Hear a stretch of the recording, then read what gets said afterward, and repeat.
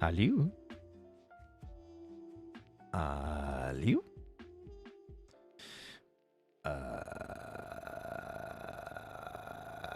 Hello? Hmm.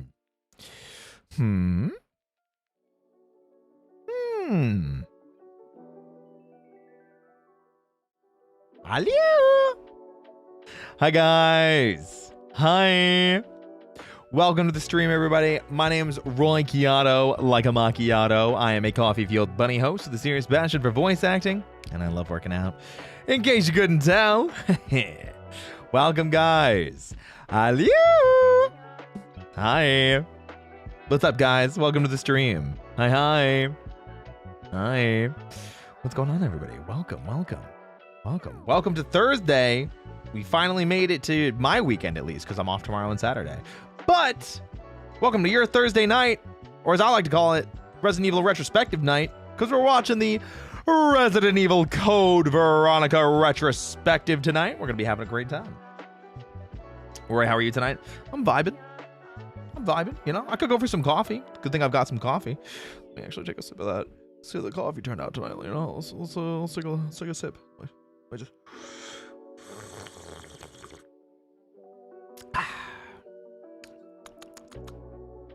Tasty.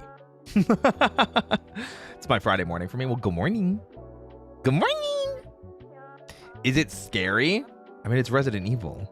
I'll leave that up to you. But we're watching a video about the history of it. We played it last week. So, Evil in the Residence. Although I think this is beyond just a single residence. This was like on an entire island and then in an Antarctic base. So might be a little bit different from that. What's up, Mashumbrian? Pet the Benui. That costs extra. I don't think I can just let you do that. You could say it was a dead island. I was thinking more Death Island personally, but you know, I guess we could go that direction too. You know, whatever you feel like saying. There's like at least 4 residences in Code Veronica. That's what I'm saying. Residence evil. Because there are plural. A dead island of death. Mods, take him out back. Teach him what it means to sleep with the fishes. Why are you wearing glasses? Why are you asking so many questions? What do you want to know? Y'all, I've had the best day I've had in months. Let's go. We love to hear that. Who else is having a good day tonight? Who else is having a good night? Show of hands. Dusk bunnies. How you guys feeling? Me. We do love to hear that. We do love that. I know you didn't get that much, but it's my favorite. Oh, like it that much. No, I mean, like, I still enjoy it. It's just, yeah. Damn, that's crazy. What's up? I only follow short VTubers. Am I short? I always consider myself short. I'm 5'9". So for a guy, I feel short. Yeah. So many angels. Oh my God, there's so many. There's so many angels. If you guys have seen my Twitter feed at all, or me like talking about it today and yesterday, those new angels from Penny and Stocking, I lost. Those angels, I am losing it to them. Let me tell you. You know. And since I'm watching anime all day today, and let's go. Could have been better. I walked my dog today. Oh, well, hopefully it was a good walk. You know. Yeah, there's angels in Penny and Stocking. Yeah, the new angels. Polyester and polyurethane. Yeah. Are they gay? I like to pretend that they are. They are pretty flamboyant. Let's just say that much. One of my friends was actually disappointed that they didn't stay twinks after transforming. Oh yeah, I saw that. Some people were like, man, I wish they were still like, you know, feminine and curvy. And I'm like, I don't know. I'm eating the best of both worlds. They're so freaking cute. I love them. I think they're freaking great. They're amazing. I agree. One of my guy friends is texting me right now. I'm multitasking. Nice. Hello, fellow humans. Human fellows. Mods, can we check to make sure that they're human? I said fellow humans. I don't think anybody says fellow humans. It's all weird. It's a little sus. I think we're gonna have to see if they're actually a human. While you do that, I'm going to try out this apple. We're going to see how it goes. Guys, we've got another Fuji apple. I think I've got 3 left after this one.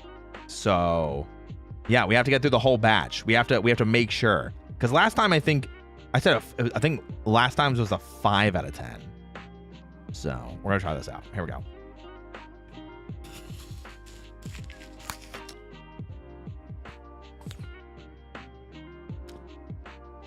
Apple.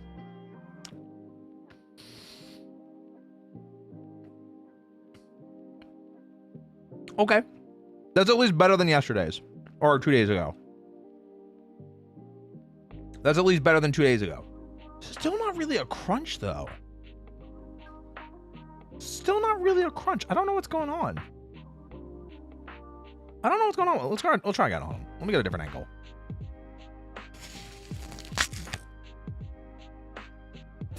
Okay, that's too much. That bit out like so much.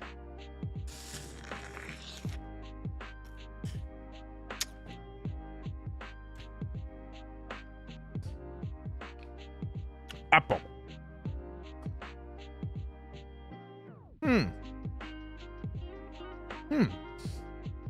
That bite sounded juicy. It was a pretty big bite. I didn't intend it to be that big.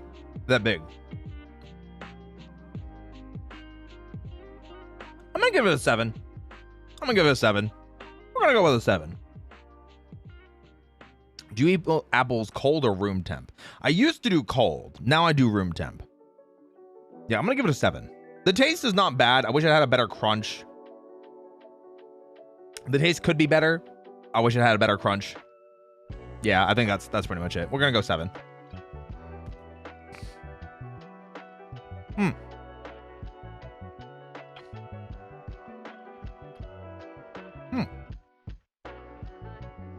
Apple. All right, where are my Resident Evil fans at? You guys ready for some Code Veronica deep diving today? I think it's going to be really fun to have a little bit of a deep dive into Code Veronica. Find out a little bit more about the things going on in the background. We're going to find out maybe a little bit about the development process, because I don't know that much about Code Veronica. I knew a lot about like Resident Evil 1. I knew a good amount about like 1 remake and 0. I knew a little bit about 3. I knew a little bit about 2. I know a chunk about 4. But Code Veronica, I feel like I know next to nothing other than I think it was supposed to be Resident Evil 3 originally. Yeah. I'm enjoying the games a lot. Let's go. Hello. What's up, Tobio? Hi. This won't last almost 12 hours. It's a video. No. It's a video. I've learned a lot about Resident Evil. Yeah, we've been going through the entire franchise. Next week, which I'm sure many of you guys have definitely been waiting for, we're finally starting Resident Evil 4. Resident Evil 4 starts next week. It does feel like it's RE3 in terms of important story beats. Yeah, there's a lot of like cutscenes and a lot of story development in Code Veronica that feels like it probably should have been in like a main series or a mainline Resident Evil game and not like a spin-off title. That's definitely what it feels like to me. Yeah, we get to go back to Leon, which is going to be really fun. Now, because of scheduling stuff, so next week, I've already talked about it a little bit. So next week, we're starting Resident Evil 4. And then the week after, we're going to be doing Remake. And normally the week after, we wouldn't play another game. We would take a little bit of extra time to, watch the video and everything like that. But it turns out your favorite son doesn't have any retrospective videos on Resident Evil Revelations. So instead of taking a week off of playing Resident Evil, we're going to go right into playing the next one the following week. And we're going to watch the retrospective video on Resident Evil 4. So I am looking forward to that because Revelations is not as long as 4 and 4 Remake. But yeah, it'll be a good time. Yeah, Leon's in 4 and 4 Remake. He's the main character. So Let's watch it now. We will be. We're just vibing a little bit, you know? We're just having a good time. We're you know, letting people come in, vibe, thrive, potentially survive, you know? What's up, Rachel Levine? Hi, Kane. Are you going to do Silent Hill after Resident Evil? I don't know if I'm going to do it right after, but I do also want to do Silent Hill because your favorite son also has videos on them, and I really like Silent Hill. The problem with doing Silent Hill, though, is accessibility. One of the big reasons why I'm able to do all of these Resident Evil games so, like, willy-nilly and stream them with no problem, you know, is because all of them are incredibly accessible. You know, all of them are like on Steam or they're on PlayStation or they were on GOG, but like Silent Hill is really hard to find on modern consoles. It's not at all common, which is really frustrating. You know, is Silent Hill popular? It's coming back into popularity, but for a while it wasn't. In the, I'd say like mid to late 2000s, it definitely fell out of popularity. Because the last, I think most people consider the last good Silent Hill was Silent Hill 3. And then almost every Silent Hill after that, not great. And then Silent Hill 2 remake was amazing. And people really, really are looking forward to a Silent Hill 1 remake and Silent Hill F. So I'm looking forward to that. Damn you, Konami. Listen, Konami's got a couple franchises under their belt that I'd like to see more of. I'd love to play Suikoden HD.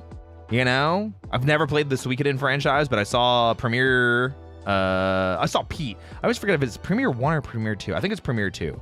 I saw Pete playing it, and I kind of wanted to, you know. No kidding, the most accessible Silent Hill game might be the HD collection or whatever's on Steam. The HD collection's not even on Steam! The HD collection's not even on Steam!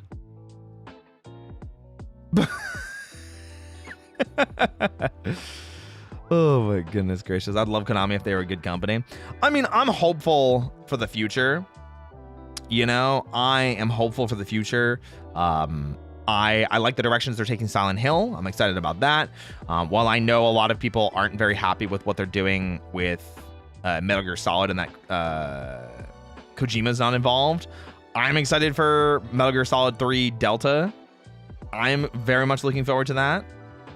Yeah, the HD collection's also a bad collection. I've heard that, you know. Yeah, I've heard it's a really, really bad port. Hi, Jungos. Hi, sweetie. Mwah. Hi. True, but the HD collection's on PS3 and Xbox 360, I believe. Physical media is still better than no media. Yeah, but I don't have a PS3 or an Xbox 360. I'm not just going to go out and buy a console and then try and find the HD collection. You know what I mean? Orc! So true. Orc, so true. So true. I'm going to take another bite of this apple. Kind of...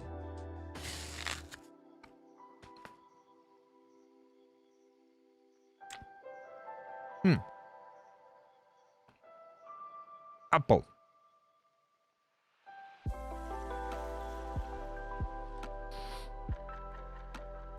Why did you take off your shirt? Why are you asking so many questions?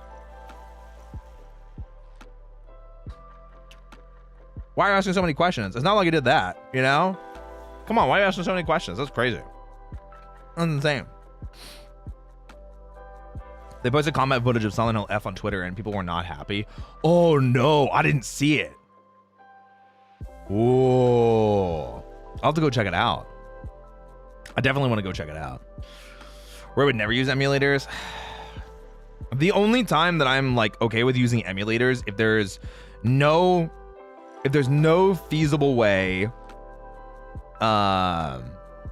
if there's no feasible way of accessing a game or a feasible way of streaming a game. So like certain handheld consoles or games that are like really, really old and the game is like nearly impossible to find, or for some reason playing it in its original state is incredibly bad or very stressful, things like that. But I try as hard as I can to avoid emulators. I mean, I'm always the guy that's talking about like, I want the physical media like of Kamen Rider and Super Sentai. I'm not a big fan of piracy. I want to buy and own these things. I have adult money. Let me spend it.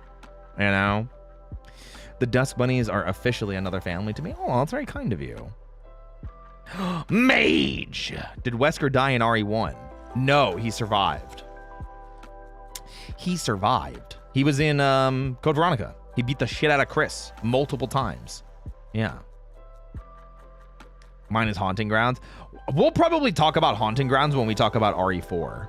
Yeah. No, he's in DBD. Oh, it's true. Yeah, he got better. He got better. I like that. Power Rangers Super Legends on DS. Man, I thought Connor exaggerated. It is a bit. Yeah, it's definitely not as good as I remember. Dang.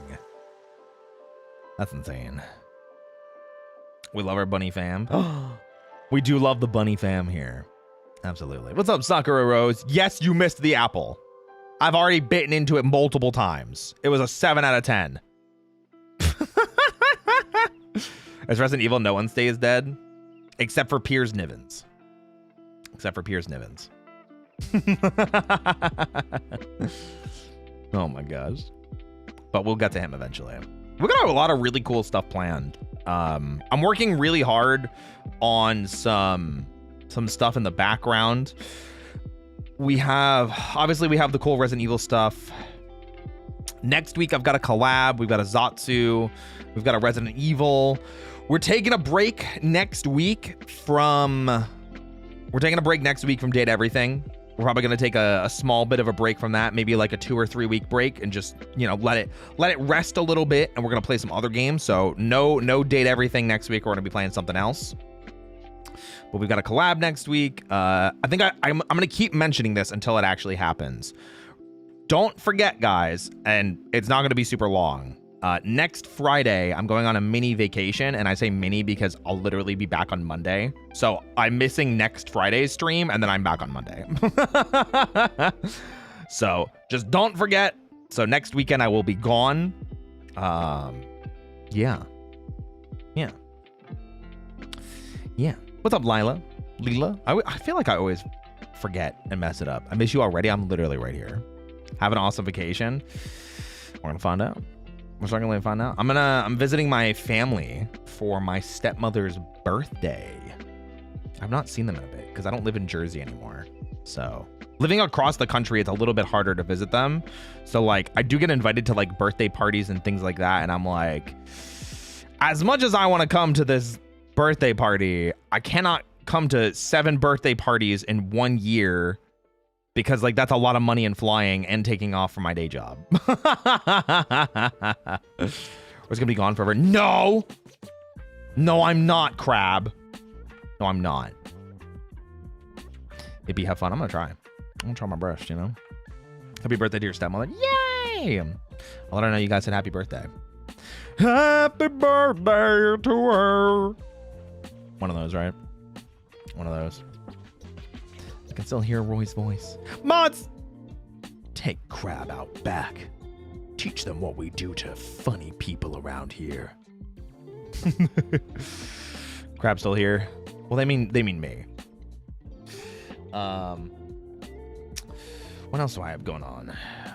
Made more progress on the video today. Very happy about that. I'm probably going to keep mentioning that and just like in vagueness, just because anytime I make progress on it, I'm proud of myself, because the video is like the largest undertaking of anything I've ever done.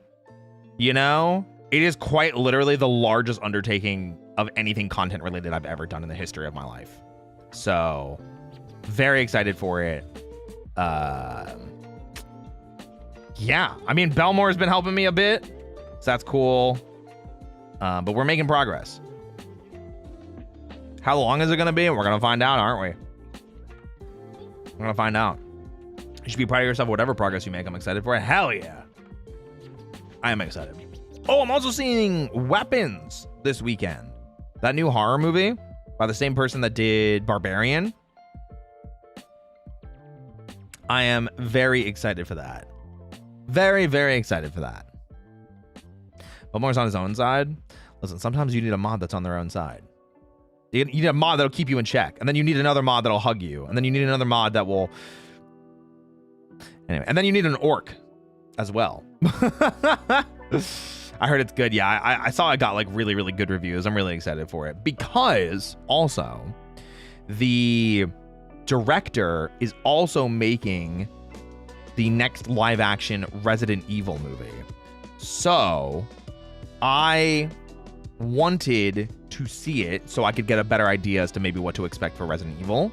But also it got good reviews and I like horror movies. So to what, Roy? To Apple.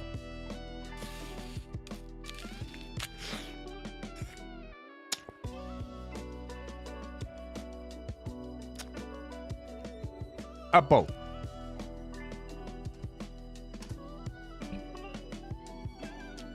Okay, so somebody asked, what's it about? I'm gonna read you the super brief synopsis.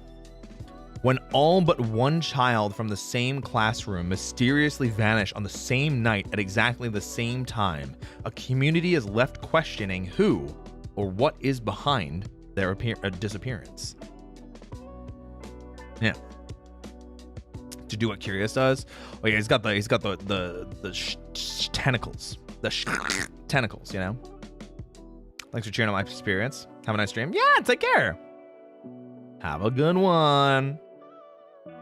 What's up, Sleepless? Hi. Welcome to the stream. Apple mention, yeah. We got an apple.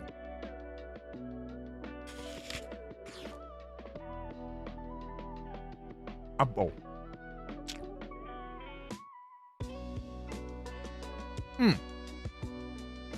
Spoopy, definitely.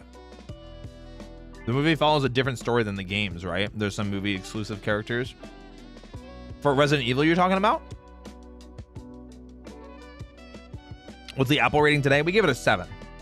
It's better than Tuesday's Apple. Yeah. Way better than Tuesday's. Yeah, for Resident Evil. So the one that's coming out, as far as we know, it's a completely original story that has nothing to do with the games in terms of like they're not following a storyline from the games. But the director has said multiple times in interviews recently, because they're pressing him about it now because Weapons is doing really well. They're pressing him and saying like, hey, like what are your plans for Resident Evil? And he's like, well, I really like the games, so I want to capture that feeling from the games and turn that into a movie, because as far as I know, that's never been done in a movie. And it's like, that excites me to some capacity. You know what I mean? But at the same time, I'm also scared because we've not had a good track record with both sides of things. We've not had a good track record with trying to catch Resident Evil game stories. We've not had a good track record with original stories. Yeah, the W.S. Anderson films. Yeah. I guess we'll find out. Yeah, he said he's never watched any of the movies. I don't know if that's a good thing or not, because I feel like watching the movies to like know what mistakes to avoid would be pretty handy. I feel like would be the way to go. You know? What's up, Java Mama? Hi. Hope you're well. My Pochita plushie says hi to the Desk Bunnies. Well, hi, Pochita. The Anderson movies are stupid, but I like them for some reason. I mean, that's probably why they do well in the box office, because you can kind of turn your brain off and have fun. I guess I got some reading to do. I don't think they're going to be related at all. So I don't really think you'd have to do any reading. I think if you know the games, I think you're good enough. Yeah. It implies he hasn't watched any of the live action and CGI films.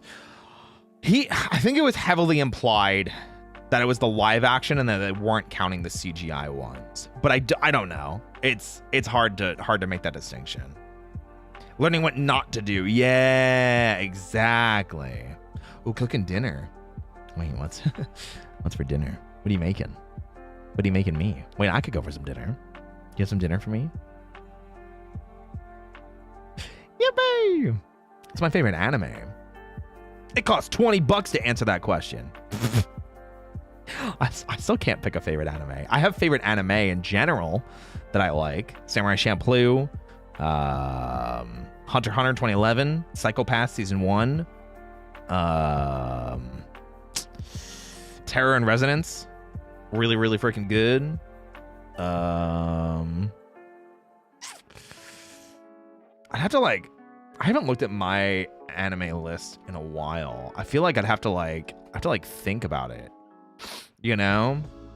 I gotta think about this shit.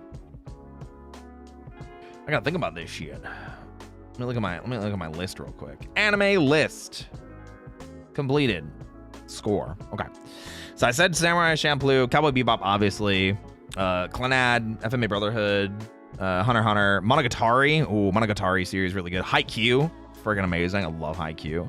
If you've never seen it, Dokusei, very very gay, like movie-ish, anime movie-ish. I loved original Evangelion. I didn't finish the rebuilds. Princess Mononoke is my favorite Ghibli film. Yu Hakusho is a banger. Bakano is a banger. Code Geass is a banger. Red Line is a banger. Bakuman is a banger. Steins Gate's a banger. I already talked about Psychopaths. Maji. Oh, I wish Maji got more seasons, because Maji was also a banger. I said Zankyou no Terror already. Death Parade was also really, really good. I liked Drifters, but we never got a second season, and I really enjoyed it. I really liked Devilman Crybaby. I heard a lot of people did not, though. Oh, Banana Fish. Oh, Banana Fish. Banana Fish up there. Banana Fish definitely up there. There you go. I love Code Grass. Nice. Good pick. Good pick. Good pick. The same with Secret Invasion show. No one reads the comics. Wait, what? Assassination Classroom? Ooh. Eggplant Parm. Wait, I want eggplant parm. Or do I? I think I'd rather have chicken parm. Whatever.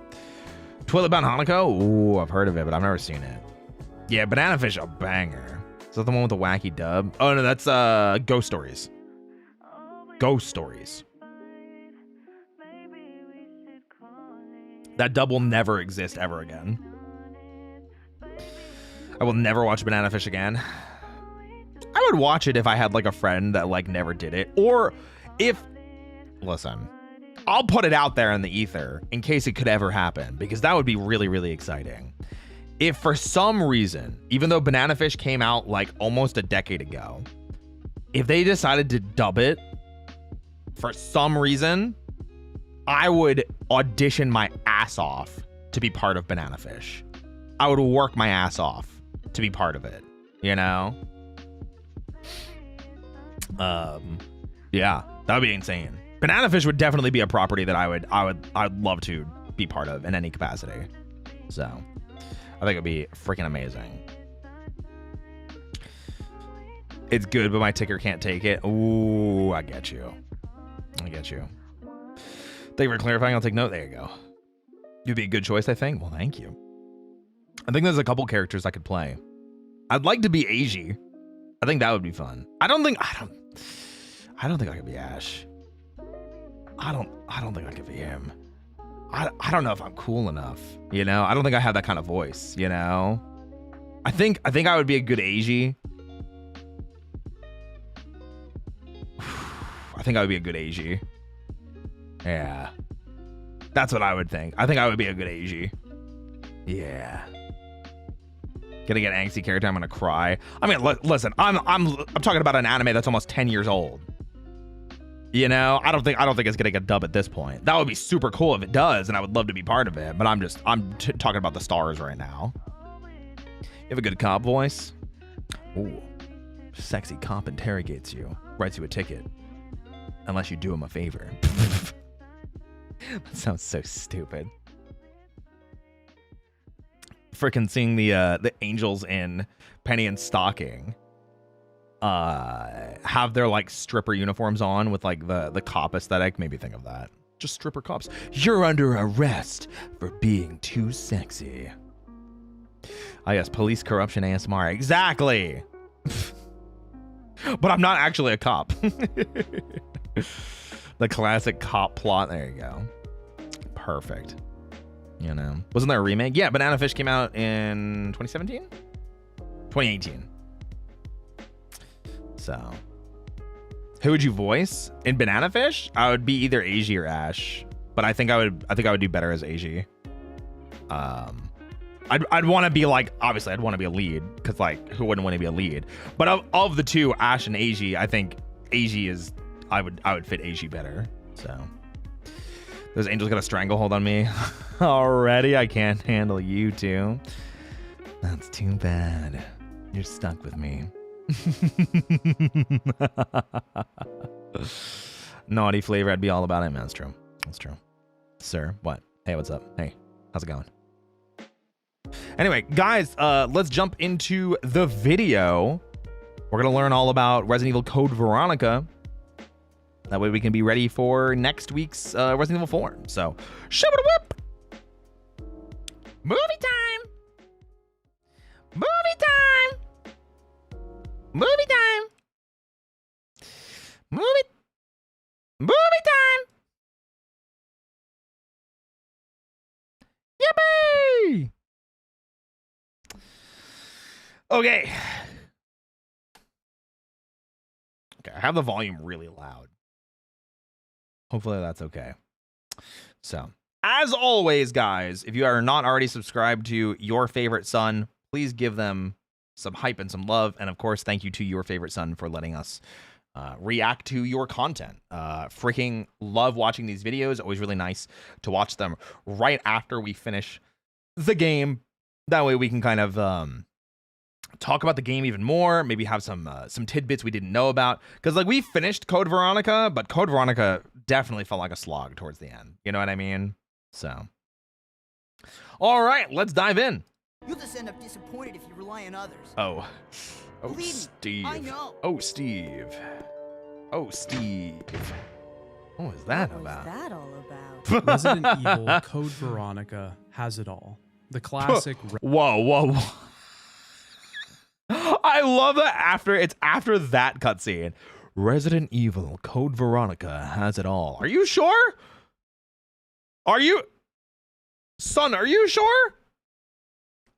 All right, please go on. Resident Evil style, survival horror to its core. Sure. Fun and intense action, but also a really terrifying setting. Okay. New upgraded 3D environments that surprisingly look fantastic even when compared to the original trilogy's pre-rendered backgrounds. Hard agree. I think Resident Evil Code Veronica is like one of the perfect transitions from like 2D to like 3D, because obviously you play Resident Evil 1, 2, or 3, and everything's like hand drawn. It's these 2D environments and trying to make these puzzles with these backgrounds, and it's all very polished, but it is also dated. You know, especially you go back and play Resident Evil 1, you can see some of the date.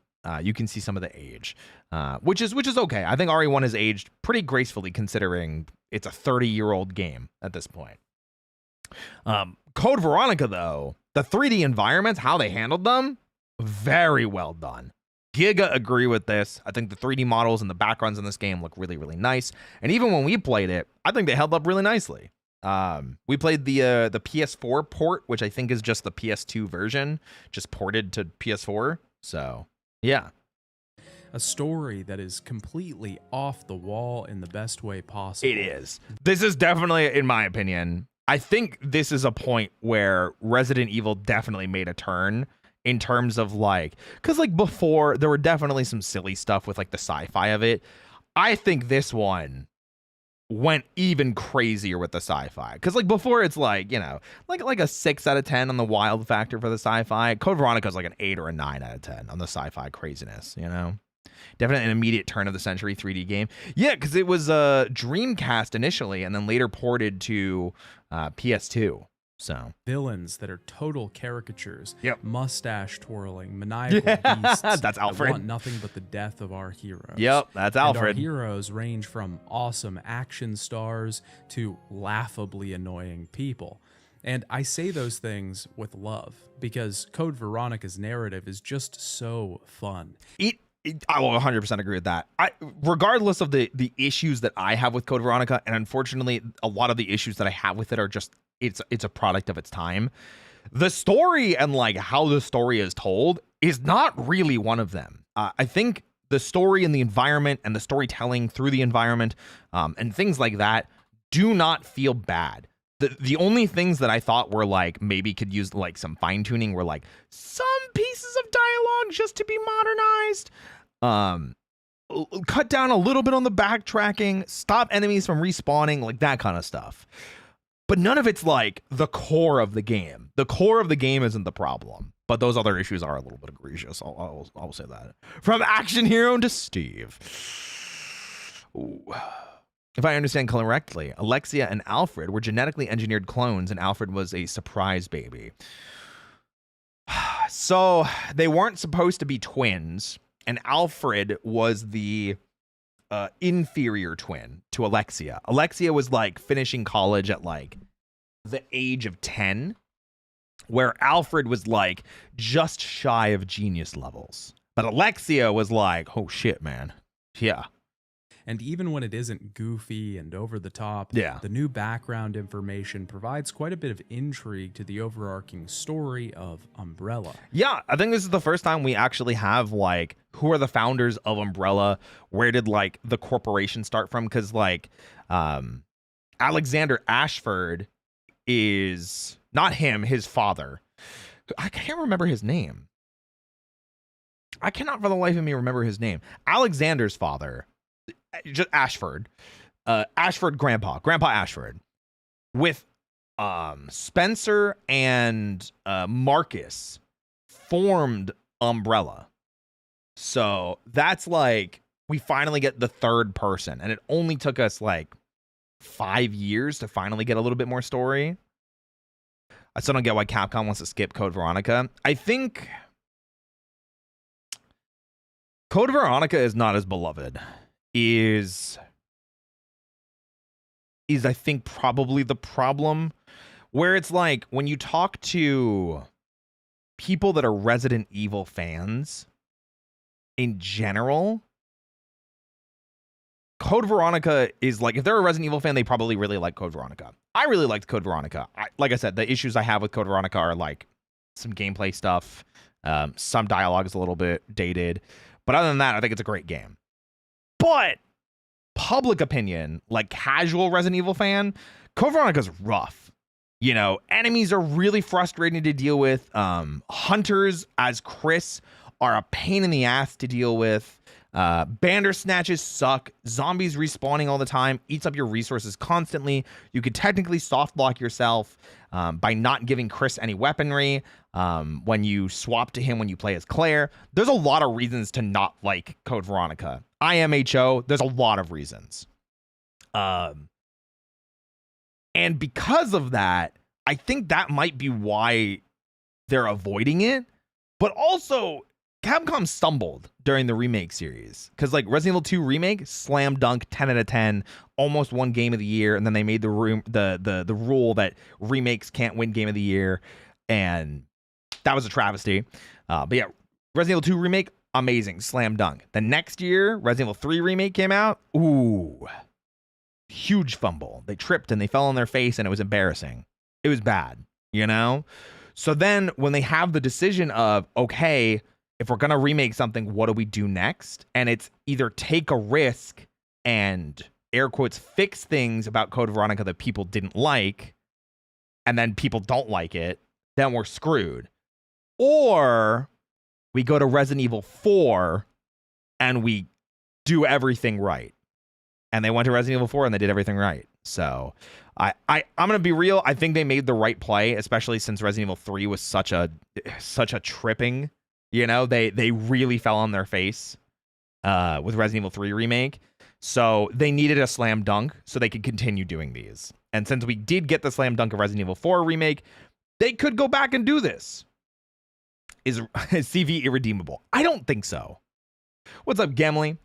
I don't think it's irredeemable.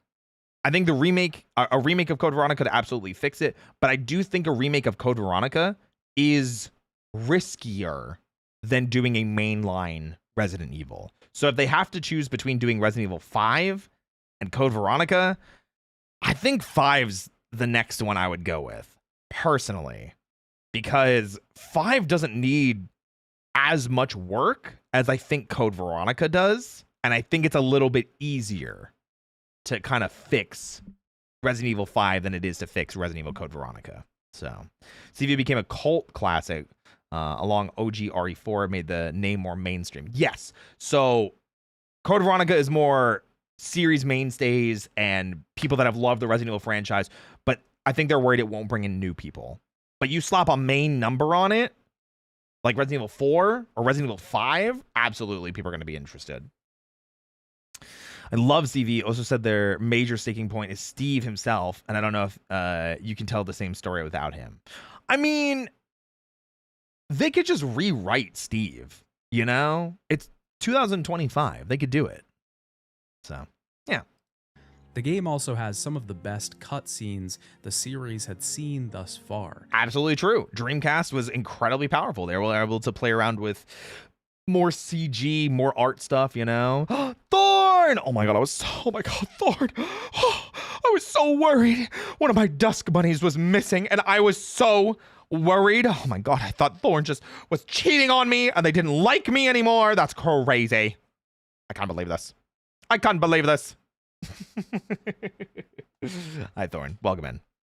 But yeah, Code Veronica. Really good cutscenes.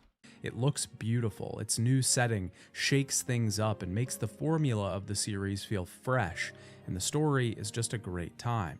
That being said, True. The game isn't without its faults. Thank you. I'm glad you're not just glazing it, because literally the thumbnail for this is masterpiece, which some pieces of Code Veronica hard agree. Code Veronica is a fantastic game, but it's not a perfect game, and it is still a heavily flawed game. Some of the mechanics drag the game down if Yes. you don't know what you're doing. Oh my god, yes. We're on the same page. We're on the same page, son. It can be very easy to back yourself into a corner. Literally happened to me because I thought I could just run past him, and I wasted like 3 full heals just trying to run past him. Even easier than previous games in the series. Yes. The true experience of Code Veronica is almost hidden behind a second playthrough. Yeah, and he just fucking does that. Bro, how are you supposed to know? I hated that. I hate that did 100 points of damage. If 200 is fine, that immediately puts you in yellow caution. And it's like, what the frick, man? That's so gross. I think doing a well-done remake would improve opinion of the game. I think the game has some fascinating ideas and storyline connections to the overall series. Could be fixed and improved. Oh, I don't disagree with you at all. I agree with you. I love Resident Evil. I'm a huge fan of the franchise. I play it a ton. Obviously, we've been going through the retrospective. We finished Code Veronica last week. You know? We did it in one sitting. It took us 11 and a half hours, which is insane. My thought process of why they've been avoiding it for remake's sake is it's riskier to do CV than it was to do 4. And then I still think it's riskier to do CV than it is to do Resident Evil 5. Or even to go back and do Resident Evil 0. That's what I'm saying. How did my health switch to oh my god, I can't even speak. Had to hop myself on Twitch too. I regret doing so. You and Twitch are overlapping. Oh no. Well, I'm here. Yeah, good. There we go. Or a first where you've already been warned of the pitfalls ahead. Despite the drawbacks, though, I still do not hesitate to call this game a masterpiece. I would hesitate to call it a masterpiece because I think this game, while it does have really, really amazing things, to someone that has never played it before and may not be familiar with the things that are coming up, or maybe isn't used to everything that goes on and is supposed to happen, I think those pitfalls are massive. This fight is a pain in the ass if you don't know what you're doing. When you switch to Chris, if you just straight up don't have equipment, because like I was very fortunate enough that I left the grenade launcher in the item box. If I hadn't done that, I actually forgot when the Chris swap was. I thought the Chris swap was much sooner, and it was not. If I hadn't have left the grenade launcher in the item box, he would have only had a pistol for a good chunk of the game. It would have been insane, you know? And I think that's a huge point of contention that stops this game even remotely from being a masterpiece. Those flaws don't ruin the game. They merely prevent it from achieving perfection. Oh. They could ruin the game. They could. And I know this game is a contentious entry in the series, Very so much so. maybe I'll get some hate for loving this game as much as I do. I don't think anybody in their right mind should hate you for loving it as much as you do. However, I do think calling it a masterpiece is a bit of a bold step. At most, I think this game is an 8. I personally give it like around a 7, which I think is higher than I gave Resident Evil 0. I think I gave 0 a 6. I think I give Code Veronica like a 7, 8. I'm in that range. Just, yeah, it's rough. Knife only is more viable in this game than any other in the franchise.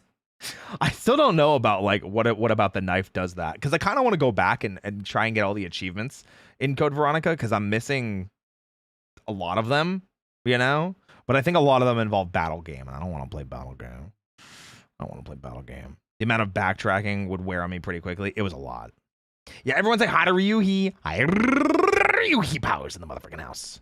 Multi-hits 3 animation, very strong in general. Okay. But playing through this game for the first time, it just appealed to me specifically so much.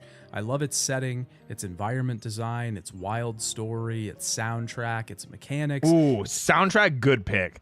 I will say, Code Veronica's soundtrack, banger. There were so many times where I was like, oh, listen to that music. And it was either like super creepy, unsettling, or like really inquisitive because like a cutscene had just played, or like this is the save room music. Really like this one because it sounds like you're safe, but there's something about the harmony, you know, that just doesn't feel right. It just doesn't sit right. And that creepy, unsettling feeling fits this game really well.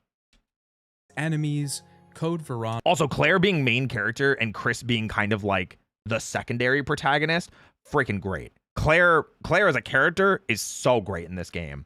I feel like very rarely is she ever the damsel in distress. And even in the situations where she is, she then immediately is like, well, hold on a second, I got this. And then immediately jumps back into the driver's seat. You know? Generally interested if they rewrite some elements and rework the game using modern technology and game design, keeping the environmental design and music quality, and improving and expanding the lore. Like I said, I'm sure they could. I think it's just, it comes down to, will it make them money? Because if it doesn't and it's a commercial failure, then we're less likely to get other Capcom revival projects. That's why I'm saying, like, as much as I do want this remade, and Code Veronica definitely needs a remake, what's riskier? Remaking Code Veronica or remaking RE5? And I think that's where we are right now. At least as fans, I think that's what we're debating. And I think RE5 as a remake is less is less threatening or less scary to remake because it's so much newer, so it doesn't need as much work. Yeah. I'm glad Ryuhi agrees with me. Listen, I can be once, twice a year, okay? This is one of the times. The other things I'm right about is Power Rangers. Everything I say about Power Rangers is right, and then this opinion about Resident Evil, I'm correct. But yeah, massive potential growth with the co-op aspect. Absolutely. They can fix the co-op. They can make Sheva an actual character. They can include the DLC. That way you actually have connection to Jill and what happens at the beginning of RE5. That kind of stuff, you know? 7 was a risk too, and it didn't have something to fall back on. 7 was not a risk. You're talking? Oh, wait, I'm sorry. You're talking about Resident Evil 7? My brain immediately went to 7 remake for Final Fantasy 7 because I was like, you just slap something Final Fantasy 7 on something and it's gonna sell.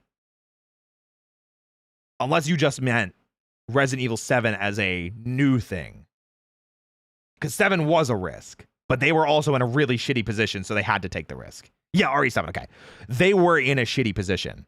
If you look at Capcom in like mid 2010s, because RE7 came out in what, 2016?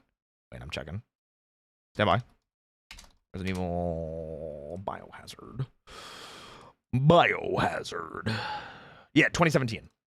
So Resident Evil 7 when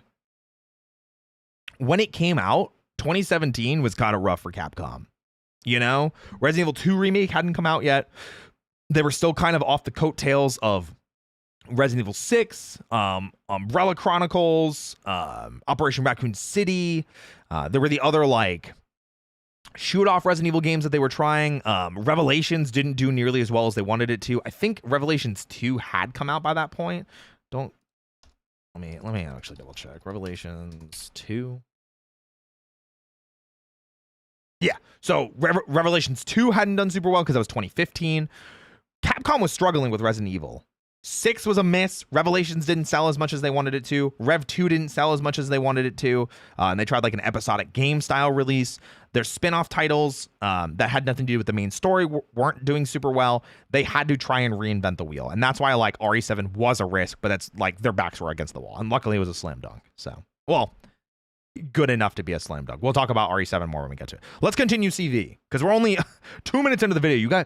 You sly dogs. You got me monologuing. Yeah. Veronica is truly an amazing survival horror game. So that's what I'm going to be talking about today. I'll be taking a look at Resident Evil Code Veronica. Good. Talking about gameplay, mechanics, story, and everything in between. I will say that camera angle, so good. CV did this really, really well. These types of camera angles where it comes in because it's a 3D environment.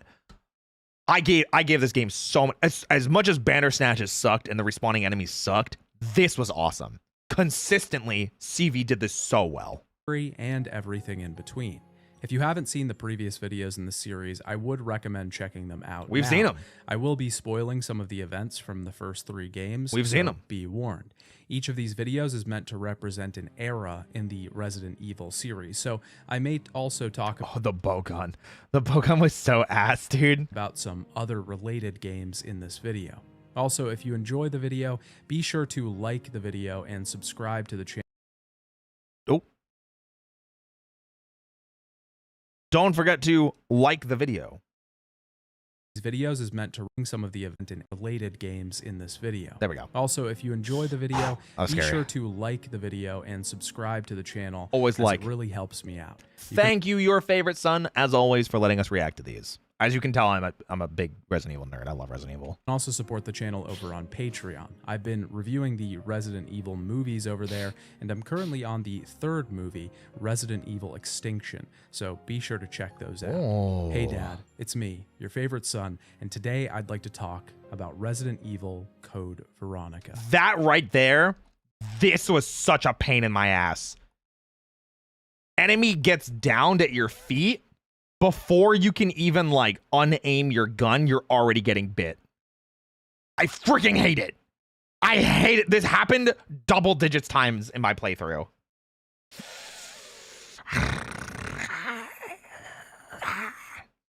Capcom was focusing on fighting games after RE6's downward sales. Yeah, but then also, Street Fighter V was a colossal failure. Hugely a failure. Street Fighter V didn't make back its money until its like 3rd or 4th year of publishing. So that was another bad thing. They really needed something to do well. Veronica. Yeah. By the time that Yippee! Resident Evil 3 Nemesis had released for the PlayStation 1, development on Code Veronica was already well underway. The team at Capcom was attempting to port Resident Evil 2 to the Sega Saturn. Oh. They eventually realized this wouldn't work because the game's quality would suffer from the system's limitations. I thought the Saturn was really strong. Was the Saturn not like as strong as the PS1? I guess not. Because of this, they decided to make a new game for the Sega system as a way of apologizing for the lack of a port and reaching that market.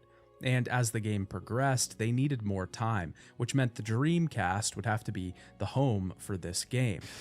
I never had a Dreamcast growing up. I still have never owned one. I think all the games that I've played from the Dreamcast were ports. So like Code Veronica, Sonic Adventure, wasn't Super Monkey Ball on the Dreamcast? Saturn was stronger, if I remember correctly, but more difficult to utilize. Third parties couldn't work well with it. Got it. Makes sense. But yeah, so that was me. This allowed the team to shirk the limitations of the Saturn and develop something with far updated graphics. There you go. From what I can tell, it seems like Code Veronica was meant to be a spin-off throughout the entire development.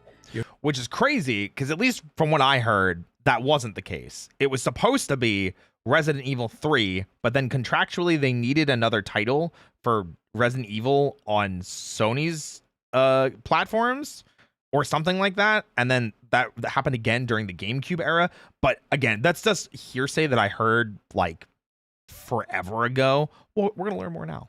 Yoshiki Okamoto, a supervisor on Code Veronica, said in an interview that Veronica was actually Resident Evil 3. Hey, there we go. But he was really just referencing the fact that this game takes place after Resident Evil 2. Oh, maybe it was just always misinterpreted.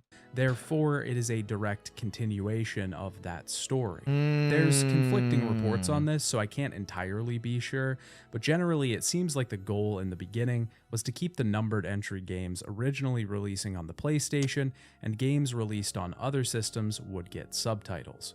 Yeah, and I think they had to abandon that, but it's funny because that ended up being kind of true for a while. Because that's when they started introducing Revelations again. Because obviously Code Veronica happens. And then Resident Evil switched to Nintendo consoles for a generation, for the GameCube, with Resident Evil 0, 1 Remake, and 4. But then after that, they go back to every console with 5, 6, 7, 8, and so on. But then they had the spin-off titles, which became Revelations. And that's where it was like, okay, this is a spin-off game. However, Revelations is really not a spin-off game. It is a direct prequel to RE5. Like, it is the game that leads into RE5. The ending scene of Revelations leads into the DLC of Resident Evil 5, which is a prequel to the game. So it's like, oh, okay then. But Revelations 2, that is a spin-off. Revelations 2 is absolutely a spin-off. The biggest goals with Code Veronica, according to director Hiroki Kato, were incorporating a camera that was more free and less fixed, but also using the Dreamcast to their advantage and giving the character models detailed face animations. Kato had been a system planner on the first Resident Evil game, but was given the role of director on Code Veronica. Oh. He was heavily focused on scaring the audience, partly because games had stopped scaring him after working on the Resident Evil series. Was Code Veronica scary? Did I get scared during Code Veronica? Do you guys remember? Gaiden best spinoff? Listen, I would play a Gaiden remake if they made one. Yes, I did. Oh, there was the spiders. I didn't like the spiders. That's right. I did not like the spiders. I do remember that. The game had a lot of issues during development, and because Code Veronica was a bigger task, rehauling the formula of the series, they had to outsource a lot of the development. Flagship, an independent company that was started by Yoshiki Okamoto, helped develop the scenario. They had previously done work on Resident Evil 2. Has Flagship done anything else? That sounds familiar. It was very atmospheric when it came out. I believe it. Like I said, I think Code Veronica has a lot of really good stuff going for it. I'm also going to ditch my jacket. I was cold when I sat down. Hold on, let me take this off. I feel like this always happens. I start the stream cold, and then as we go on, I get like heated about something, and I start getting like animated with my arms, you know? So then I get like really hot, and I'm like, wait, guys, wait. Hold on a second. Okay. Nextech and Toze were responsible for the technical side, polygons and stuff like that. There we go. The art direction and story were done by the team at Capcom. Resident Evil Code Veronica was released on February 3rd, 2000. Yeah, 2000. 4 years. Actually, less than 4 years after Resident Evil 1 came out. Holy shit, dude, the 90s to early 2000s were such an insane, like, period of games. Resident Evil 1 sprite. Like, let's just look at like here. That's Resident Evil 1, for example. That's Resident Evil 1. Resident Evil Code Veronica Dreamcast.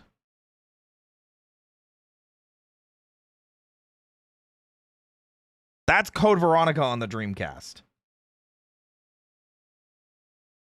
These are less than 3 years, or these are less than 4 years apart.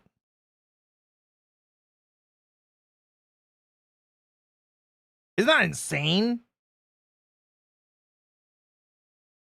Early 2000s and late 90s were such an insane period of gaming where so much progress was made. Hi, Flutter. It's insane. Yeah, anyway, sorry. I just like talking about that. In Japan, March 28th, 2000 in North America, Pretty and nuts. May 26th, 2000 in Europe. And more Apple. All for the Sega Dreamcast. Of course, it's Resident Evil, so this comes with the caveat of multiple different versions of the game across many platforms. Technically, the only platform to get this original version of the game was the Dreamcast. I actually don't think I've ever played the original Dreamcast version. I think I've only played Code Veronica X, which is the version that we played on stream, and it's the version that has been ported the most. Because 1 year later, Capcom would release Code Veronica X. This version of the game added some extra cutscenes and story content, which we'll talk about later. Okay. The game was also ported to PlayStation 2, GameCube, and PlayStation 3 and Xbox 360 stores digitally. Unlike 1, 2, and 3, the changes weren't as drastic. Oh, they weren't? Oh, interesting. Personally, I preferred the look of the original Dreamcast version. Really? There was an HD remaster of the game that was also released in September of 2011. I really do not like the look of this version. Whoa, and really? Since the version that I liked the best was the original, it seemed only fitting that this was the one I played. I wonder what they didn't like about it. I liked the HD port. There were actually some visual downgrades with X. Oh. Okay, maybe I just didn't know. Okay. They had crazy deadlines to me. It makes sense to me. Most of the footage in this game will come from the original Dreamcast version of the game. Interesting. But don't worry, we'll talk about the altered and extra content from the X version of the game. Might have been later. text-specific stuff. Could be. Resident Evil Code Veronica begins with a text crawl, Star Wars style. These words Star recap Wars the style. events of Resident Evil 2 and 3, mostly. It focuses on Claire, Mostly. since she will be the main character for this entry. We jump ahead 3 months later as Umbrella helicopters are flying to Rockfort Island. I always love that we do get the 3 months later. So it's still 1998 in game. And Claire is still like 18 or 19. You know? And because Resident Evil 2 and 3 were end of September of 1998. So now it's like a couple days before New Year's, basically. Shadow Eli, thank you so much for the raid. Welcome in, everybody. My name is Roy Chiato, like a macchiato. We're watching Resident Evil Code Veronica, a deep dive, a history, a learning about it. So pull up a chair. Let's have some fun, shall we? Claire has been captured and is being processed. She's knocked out with the butt of a gun and loses consciousness. 10 days ago, Claire infiltrated the Paris Umbrella lab looking for her brother Chris. Paris sounds like This a better is vacation part than of what the she got. reason that I love Code Veronica so much, that it finally follows up on a question that the series feels like it's been asking for a while. Yeah. Where is Chris Redfield? Yeah, he's been missing for 3 games. RE2, RE3, and then this is finally like, all right, where's Chris? Where is he? Because we catch up with Jill and Barry, and Rebecca's off. No one cares about Rebecca. Where's Rebecca? She's fucking gone. Who cares? Where's Rebecca? She's just gone. No one cares, man. In Resident Evil 2, we're told that he left to track down Umbrella's HQ in Europe. In Resident Evil 3, we see him moving around and staying out of sight, still on the trail of the evil pharmaceutical company. And we haven't truly seen the character physically present in a game since the first Resident Evil. It's true. In Code Veronica, we're finally gonna get some answers. Hopefully. Claire is running through the Paris facility, chased by a helicopter, chased by guards. In these last 3 months, Claire has become my a arm? full-blown action star. She As really an army has. of Umbrella soldiers set their sights on the girl. This she drops opening- her gun and fires a so bullet into good. the tanks behind. This is such a good shot. I think I even geeked out about this while we were playing it. The fact that she does like the hands up thing. drops the gun, catches it, shoots an explosive thing behind these dudes. Behind them, taking the force out So good. in one shot. I love her, A single dude. soldier gets the jump on Claire, though, and she's taken into custody. This is where we find Claire, behind umbrella bars, on an unfamiliar island somewhere in the South Pacific. Yeah. Claire is straight out of 80s action movie in the best way. True. Very true. The man that captured her slowly saunters in, a wound in his stomach. This is Rodrigo Juan Raval, and he tells Claire that the facility has been attacked, that she should leave this place. Rodrigo isn't sure who attacked. All he knows is that their troops have been wiped out. We later found out that that is Wesker and his people.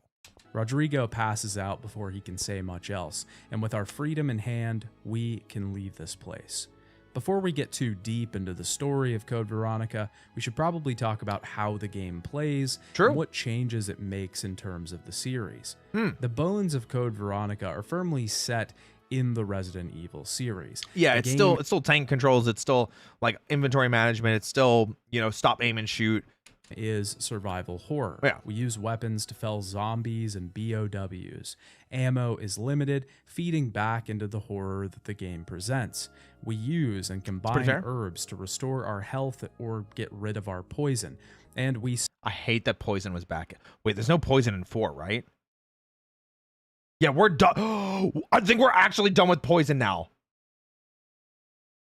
We're done with poison now, aren't we? I think we're done with poison. Oh, thank God, dude. There's no more poison is my least favorite thing. Until Remake in 0, maybe. We already played Remake in 0. That was weeks ago, JK. Yeah, completely done with poison forever. Belmore, I'm going to suplex you. Straight up in the medulla oblongata. Take him out.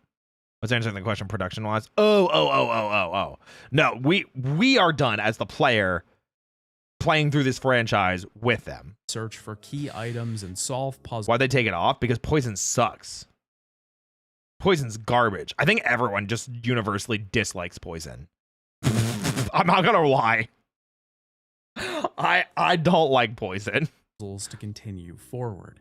Much of the fundamentals haven't changed, except you'll note that I omitted one thing from that brief description. Good, what is it? Fixed camera angles. And that's because the camera, technically, isn't always fixed in this entry. Code Sometimes Veronica not, makes one huge change to the series in that it ditches the pre-rendered backgrounds that the original trilogy had. In its place, Code Veronica introduces a full 3D world, with modeled items making up the environments rather than static images. Which I think for the most part works incredibly well in Code Veronica, because even though there are moving camera angles and you might be looking at something in an angle they didn't intend for you, because everything's a static 3D image in the background, it's still easier to kind of set that scene with quasi-fixed camera angles. I almost wish that we would get another Resident Evil built like this. You know? Didn't Wesker create Tricell? Tricell has already existed at this point, Sugary. And Tricell is more or less just a cover. Tricell is legitimately, I think, it was just a cover for Umbrella, essentially, but like kind of not. Like, they're technically their own thing, but they are basically Umbrella, is like the best way of putting it. I always imagine that Wesker and Ada are working for another company outside of Umbrella / Tricell. And when it comes to Resident Evil 5, which we'll get to later, Tricell just happens to be the company that is where Excella comes from and comes in. So, yeah, Wesker's like allegiances are kind of muddied. I always just kind of assume that Wesker's on Wesker's side, and sometimes he's doing stuff for an outside company. Like in Resident Evil 4, I think the point of getting the Las Plagas is for him, but also somebody else asked him to do it, and Ada's working for him, but also an outside organization. They're almost like mercenaries at that point, you know? This enables the camera to move with the character at certain points. Sometimes we'll be walking across an area and the camera will track The best of our time he's a character, quadruple agent. or it Yeah. will swoop I across think that's to fair. another fixed point as we enter a new side of the area. This doesn't mean that the camera always follows this style. Sometimes the camera sticks itself in one spot and doesn't change until we move out of that area. True. Obviously, the previous games weren't capable of making this upgrade because you can't change the perspective on a scene that relies on a static background. I love killing that zombie with a knife because he's stuck there once you push it if you get it at that angle. Now, this changes the feeling and style of Code Veronica in a drastic way. The static cameras of the previous games lended themselves well to horror. It felt as if we were observing the scene from a distance, as if cameras had been placed around a facility and we were watching and controlling the action as it unfolded. Which did make it very creepy in a lot of senses. But because Code Veronica is a little bit more... What's the right phrase? Like, it fit 2 and 3. And 3, even, you could make the argument that it didn't fit because the pace for 3 is so much faster. Code Veronica feels like, yes, it's a horror survival game, but because of the environment that you're in, you need to be on that swivel, you know? And Steven, looks like Claire gets her lighter from the same place as Harry from Silent Hill. Yeah, something like that. I am so hopeful that Konami is like, hey, we know people are really excited for Silent Hill F and Silent Hill 1 remake. Here's a collection of Silent Hill 1, 2, 3, and 4 on Steam. I'm really hoping, because I really want to do a Silent Hill retrospective as well, just on those 4 games. But I really don't have a way of playing them. I think maybe I could play 1 on PS4 as like a PS1 classic, but I think that's it. You know, that sounds cool. I agree. Would you say, Ryuhi? It's interesting he made that perspective because that's exactly how Mastermind worked in the multiplayer games. Oh, with the cameras. Yeah. He might know. These are recent videos. These all came out within like the last year. This came out 4 months ago. So, and he's already done up to Resident Evil 8. So, it very well could be that. Yeah.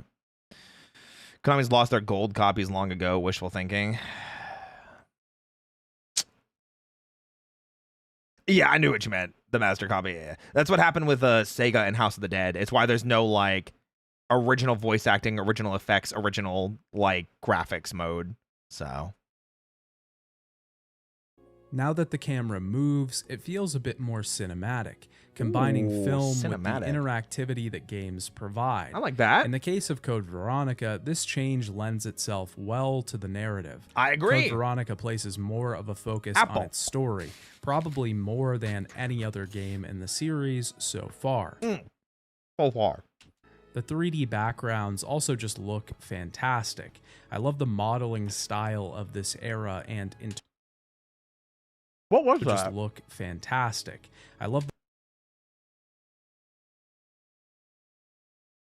that a zombie?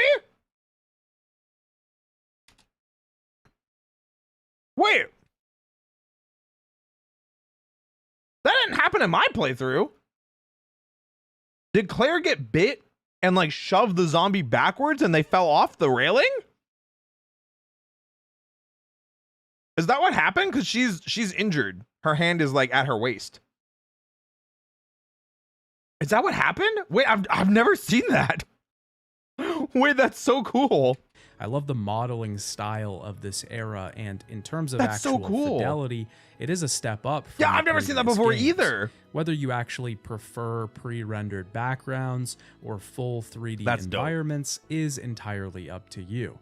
In my opinion, they both have their strengths. I agree. Pre-rendered backgrounds can look beautiful, and the images used in the first 3 Resident Evil games were incredibly detailed. But the 3D backgrounds also allow the camera to shift scenes and change positions without the awkward loading pause that we had in previous games. Also, from the positive perspectives, fixed camera angles means you can spend more time on making one specific shot looking good. Whereas like you see that all the time with like older RPGs as well. Things like Final Fantasy IX is the one that I really like pointing to with pre-rendered backgrounds, because they want you to see how much time they put into these backgrounds. Whereas This one, they need to be ready for more situations. So it feels like there's more freedom of expression and movement and between rooms, and less it feels less like a video game and like a movie, like I think your favorite son was saying. Since changing perspective requires loading in new images, we would get a slight pause when we move to a new scene within the same area. Yep. In Code Veronica, we don't have that, which makes things a whole lot smoother when it comes to exploration. Makes it feel like combat. a movie. One thing that Code Veronica doesn't get as right as the previous games, I feel, is just how impactful the guns are. In particular, like the sounds? The M93R and Glock 17 pistols just don't really feel like they pack a punch. You know what? I will agree to that, because you get the upgrade for the M93R, and it feels like it doesn't matter. It honestly, it just felt like peppering, because it was like, I know zombies normally do take a lot of shots, because they normally do. You know, it's Resident Evil. But it was like, man, we got these upgraded, and they would still take like 9, 10, 11 bullets for a single zombie. Like, bro, what happened? These pistols suck. The fire rate has been increased quite a bit from the PlayStation 1 games, giving us more freedom to let loose a full magazine into zombie heads, but the bullets themselves don't feel like they do as much damage. Yeah. This goes for the crossbow handgun. Oh, listen, I talked about it already. The bow gun, unless it's explosive tips, the bow gun sucked, dude. I hated the bow gun. As well, something that we'll use a lot in Code Veronica just because of how much ammo there is. Yeah, they give you so much bowgun ammo. It's crazy. This thing really feels incredibly weak, though. Yeah. It takes a ton of bolts to even get an enemy down, let alone kill them. Yep. And if it was my playthrough, this zombie would have still been alive and it would have bit me. This is offset just by how many weapons we can get in Code Veronica, though. A new addition to the series are dual wield. The bowgun was meant to be a plinker. Well, I don't know what you mean by plinker, but I'll take your word for it. The same thing happened in RE5 and RE6 with the weapons. Well, yeah, but there's a weapon upgrade system in RE5. Like, you can upgrade your pistol to be like godly. Wielded weapons. So it's a little different, While we unless you can't meant something select else. specific weapons to store in each hand, we can pick up certain weapons that can be dual wielded. The Ingram and M1000P in particular. When using these weapons, we can shoot at 2 enemies at once, or focus on one enemy based on the distance between us and zombies. Using these things is just so much fun, and Agreed. Hard agree. Plinker is a weak weapon with plentiful ammo, meant of ruse while picking enemies off. Oh. once again creates a cinematic feel, specifically something from a B-action movie. I'll agree with that. For the most part, I think that's what we use these weapons for too. Is we use them for taking out fodder. We use like the machine gun weapons for taking out fodder. They weren't used for boss fights. They weren't used for bigger enemies. It was just clearing rooms of big amounts of zombies. Director Hiroki Kato stated that the introduction for the game was inspired by The Matrix and John Woo films, and it feels like we can see some of that in the game itself as I can well. kind of get that. Code Veronica also has upgradable weapons, a magnum, a shotgun, a sniper rifle, a grenade launcher, and Okay, the sniper rifle has 7 shots, and you're supposed to use them in a boss fight, and then the sniper never gets anything else.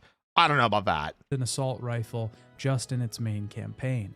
Oh, we didn't use the assault rifle at all.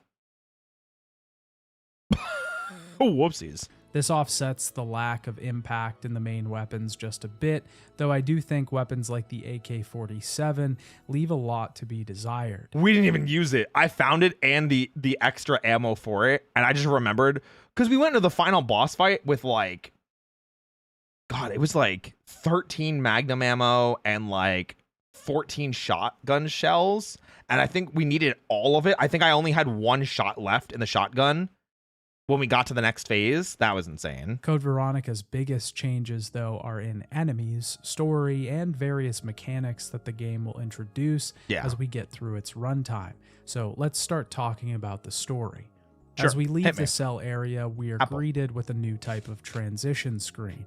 As you're probably aware by now, Resident Evil contains small loading screens in between areas that showcase a first-person perspective as we walk upstairs or open doors. Kane, thank you for the super. I put Silent Hill F thing in #gaming if you want to give it a closer look. If you want to see, we'll check it out after we finish this video. Thank you. I appreciate that. Thank you for the super. In Code Veronica, though, at certain... Thank you for the coffee. Wait. Hold on. I have coffee. Hold on. I'll have a little bit.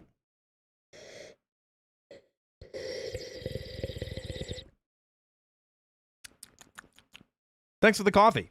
points, we'll get Yum, yum, slower yum. transition screens. These feature the deliberate walk up the stairs or a measured turning of a doorknob.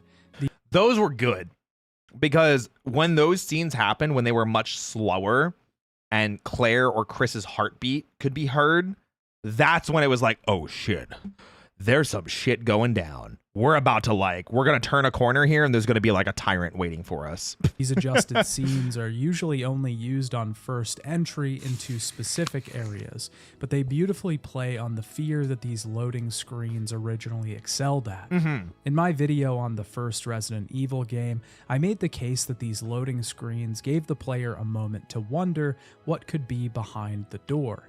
Exactly what I just said. And when you hear that heartbeat, it gets you even more scared and more anxious. It was very well used. They abstract the idea of the door into a form and break it down into its most terrifying incarnation. The unknown. A representation of the unknown. Yeah. A precipice, a threshold. Code Veronica uses this to its advantage when the player is unaware. When we haven't been through this door or up these stairs, Code Veronica slows the transition down and allows the fear to build for even longer. Absolutely. A heartbeat sound effect is included in the background to further build on the tension of entering the next area. That's what got me. The heartbeats. Yep. The heartbeats, because I was like, oh God, why is the heartbeat going now? It stressed me out. It stressed a horde of me out. zombies waiting for us on the other side is a pack of zombie dogs, a new enemy entirely, a difficult boss fight. We aren't sure, but the choice to enter has already been made. There's certainly no turning back now, no room for cowardice once the line has been crossed. Well, you could always quick turn and go back. I'm just saying. And because of this, the developer can torture the user as much as they'd like by increasing the fear that we experience. As we exit out of the cells, Claire finds herself in a nearby graveyard. A crashed truck that we pass by when entering the area explodes, letting out a briefcase that's now encased in flame. This is something we'll have to come back to when we have the necessary key items, but the preceding explosion has awakened the zombies in this area, and since we're only armed with a knife at this point, we need to leave quickly. Something I was always curious about, though, is it that these people died with the T-virus already in them? Like they were experimented on by Alfred, which we have proof of through documents and notes and things like that. And then they were buried, but they still technically have been alive this whole time. And it's that they woke up because of the explosion. That's kind of what I've been assuming. But it did always make me curious because this technically shouldn't happen unless what I said is true. I think so. Yeah, pretty sure they were buried experiments. It's kind of what I was thinking. Okay, cool. I'm smart. What's up, KKT? We're dropped into trouble just as quickly as we get out of it, though. Claire is immediately shot at by a turret and is forced to take cover. As soon as she returns fire, Steve, the man controlling the turret, realizes she isn't a zombie and comes down to introduce himself properly. Wait right there. I'm coming over. And with the thickest Canadian accent ever, straight out of Degrassi The Next Generation. Very Canadian. Definitely heard it. We meet Steve. That little misunderstanding. But I thought you were another one of those monsters. Shut up. Bro, this is scenes like that where Claire's like, shut up. Does not let him put the gun down. Keeps the gun trained on him. This is one of my favorite iterations of Claire because she is so I'm on a mission. I trust myself. I trust my brother. I am here to fuck shit up. Don't get in my way. I love this iteration of Claire. I am very sad what Claire turned into. It's not as bad as what happened with Jill, but it's still like, man, you know what I mean? Wrong move and I'll shoot. Relax, beautiful. I said I was sorry. Steve I said I was sorry. He is very Canadian. But he could also just be Canadian. You never know. You never know. The virus goes dormant for a while, but activates when a potential target moves or revives. That's why some zombies don't move. Don't say ew. I have Canadian friends. We love our Canadians here. It's just funny because it is a very heavy Canadian accent. The more I think about it, the more Steve's I love you would be cute if we got more interactions with him. But I think it's just, I still think it's a bit cute.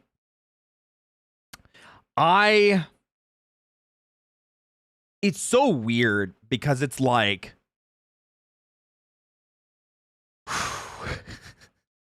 we'll obviously talk more when it happens. I'm very glad that Claire did not say, I love you back, because that would have been weird. But from Steve's perspective, who is a 17-year-old who dealt with the abuse that his family put him through, specifically his father, because his dad stole from Umbrella and got them locked up here and experimented on and tortured, you know, and imprisoned and anything else like that. He's isolated. He doesn't know how to trust people. And then finally, someone he decides to put his trust in, obviously, like, he's an emotionally stunted teenager. He has no idea what emotions are. You know, I understand where Steve is coming from. I understand the story they tried to write around him. It does not come across that way sometimes. And with the I love you, having known Claire for like a day, it's very fast to say that. But I also understand it because the real world's kind of fucked up sometimes. But it is still like, ooh, that's fine for him to say. It would have been less okay if Claire said it back. You know what I mean? Immediately begins hitting on Claire and tells her that he was a prisoner here too. Steve plans to get to the airport on the island and make an escape, so he heads off and tells Claire to stay behind because she'll only slow him down. His dialogue is just so corny though. He's a 17-year-old kid trying to be an action hero. Of course it's corny. I will say, obviously, like, voice acting standards at the time, very different. Very different. If they remade him, he would probably still be just as corny because him being a corny action hero is kind of part of his character. Apple.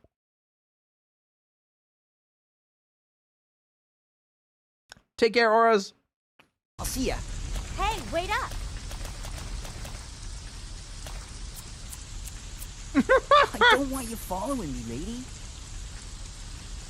You'll only slow me down. You'll only slow me down. Now, a lot of Resident Evil fans fucking hate Steve. Son! You cannot say that! Son! You can't say that! And honestly, I get it. Yeah. Steve is whiny, he's kind of a creep, and he makes our lives infinitely harder. But again, he's a cocky teenager trying to be an action hero, dealing with trauma that he doesn't know how to express, and stuck in an environment, though. He right, though? I'm so torn on Steve because it's like, is Steve a good character? No. Is he a well-written character to be that not good character? I think so. It's just, you know what I mean? If Steve wasn't such an idiot, Code Veronica would be a much shorter game. It's so true. Actually, probably would have saved us like 2 hours of backtracking. Steve is almost a good character. I'll probably say that. I'll probably agree with I that. understand why people dislike him, but man, I love Steve. I cannot bring myself to hate Steve. I really can't. Just because I understand like what they're going for, and I get it. He is very annoying at times, but I'm also like, this is a child. This is a 17-year-old child who's emotionally stunted. He's going through trauma. He's never been through a zombie thing like this before. Like, he needs some therapy, and then I can If he still sucks after therapy, then I can fucking hate him. Steve is so stupid and dumb, and his voice acting is over the top. It just makes for some really great moments. I'll dive deeper into his character as his arc goes on, but I just wanted to establish early that I will not be boarding the Steve hate train. Let's go! Don't worry, boss. I'll hate him enough for the both of us. Let's go. I'm not a Steve apologist, though, because I will agree that Steve is a very rough character. But, like, I get why he's like that. As we leave this area, we're introduced to the first section of the game, the prison. The prison is mostly marked by its unfeeling structure. Most buildings are constructed from deteriorating wood or simple brick. Little decoration will be found here. Everything outside of a few distinct areas is crafted with the goal of utility. Torture devices and bloody instruments abound. As Claire makes her way through this place, we can enter the barracks nearby to find the diary of a prisoner. The prisoner had befriended another inmate. Itchy tasty! Oh wait, I think you guys made that joke when I picked this up too. Named Bob. Bob used to be an attendant to the head of this island, a man named Alfred, but Bob made a tiny, unnamed mistake and was placed here. The prisoner eventually realizes that Bob and the other prisoners have been taken away to be experimented upon, and he knows that he's next on the literal chopping block. Exploring this place, we're attacked by a zombie through a glass window. This enemy luckily has a pair of M1000Ps on him that we can take and dual wield. Claire makes her way into a near... This part also sucked. Yeah.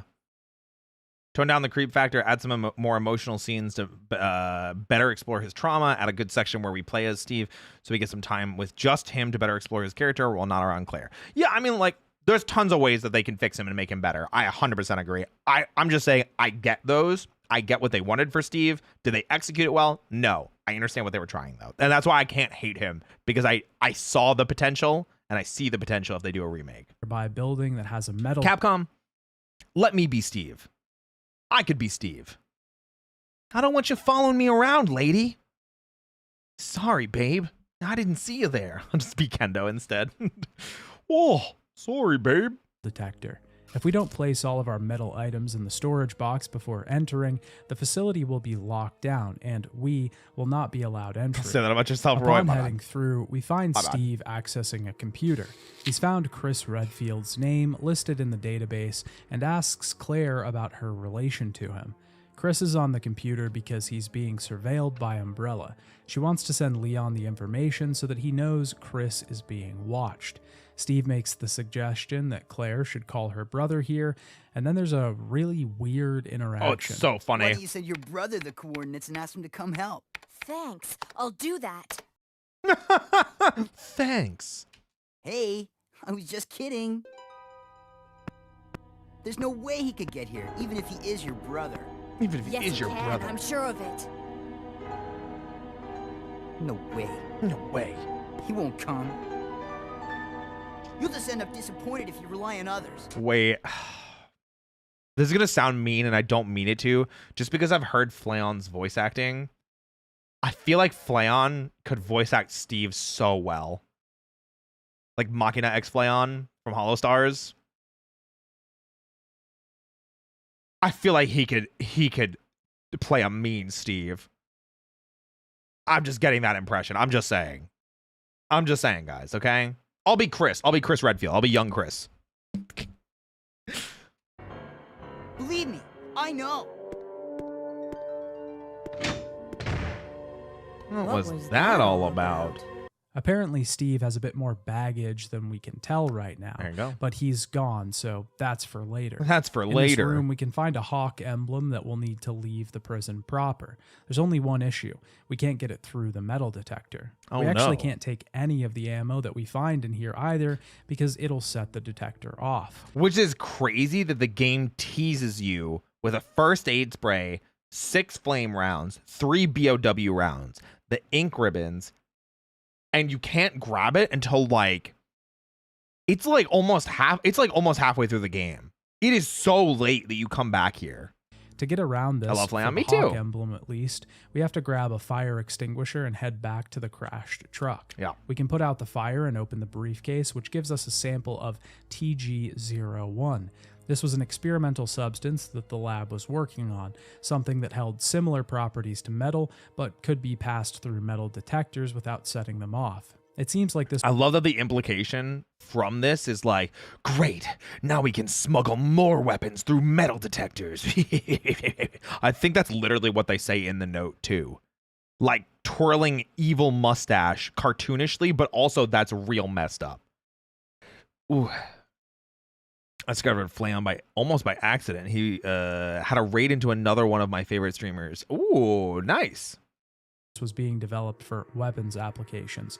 I'm sure you can imagine why being able to get a gun through a metal detector would be useful to the right people. Yeah. We can head back into the lab and make a copy of the Hawk emblem with the TG-01 material and use it to head to the bridge. The bridge will connect us to the next large area of the game. I was waiting for something to happen here. I really thought there was going to be a banner snatch or like a big enemy on this like bridge part, and there just never was. Alice. Entering this building, we're greeted with a new style for the series. Code Veronica has traded in Resident Evil's mostly American environment design and building structure for a Gothic European theme. I love it. I think Gothic European is a fantastic setting for horror. Part of the reason why I really liked, Clock Tower has a lot of really cool stuff like that. You know? I think it's dope. Or if you play, Eternal Darkness Entity's Requiem. Really, really freaking cool. You just want to battle on the big bridge. I love this change, and I think it gives the series a fresh coat of paint. Not only especially because they're not in America. But you'll also see that it fits this entry's themes and story very well. Yeah, it also ends up making the first trilogy Thanks, old man. feel like a Windbreaker. This game isn't trying to retread the same old ground, but to carve out its own path. Rather than stepping on the legacy that those games have already made for themselves, go somewhere new. A lot of the soundtrack reflects this as well. Yes. Songs that have a booming, sort of echoing feel, as if they're being played in a space with massive vaulted ceilings.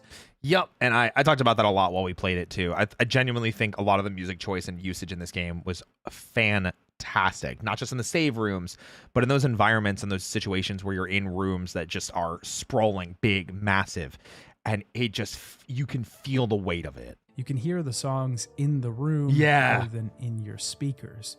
The Palace of the Insane is one of my favorite tracks. It's this slow, atmospheric build and swell to a crescendo that never comes. Anticipation without the payoff. Anticipation.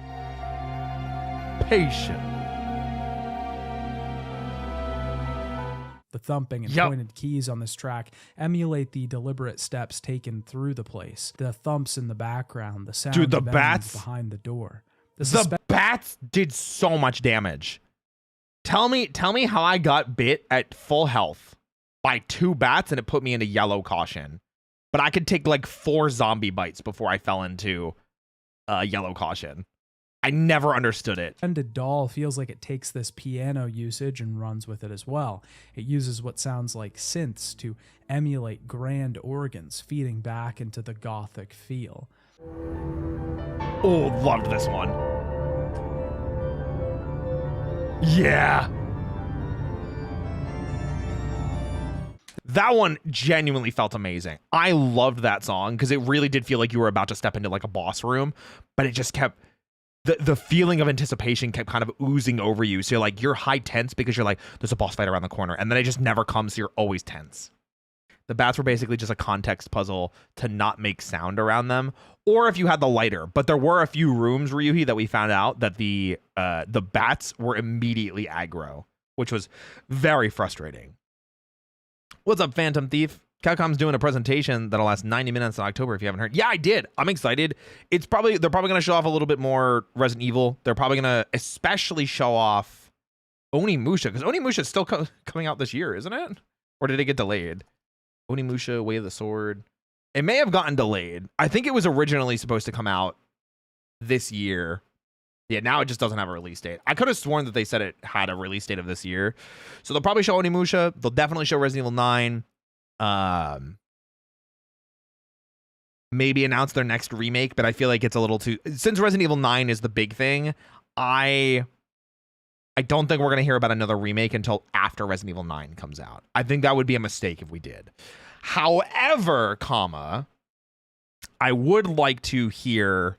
Oh, they might talk about Okami. I would also like a Beautiful Joe remake or a Beautiful Joe HD collection. Marvel vs. Capcom, I don't know if we're going to. Not with Marvel Tokon happening. I don't think we're gonna get an MVC. It would be if we do 2XKO might be dead on arrival. If Marvel vs. Capcom and Marvel Tokon and what's the other team fighter we're getting? The Invincible team fighter, which apparently plays really well.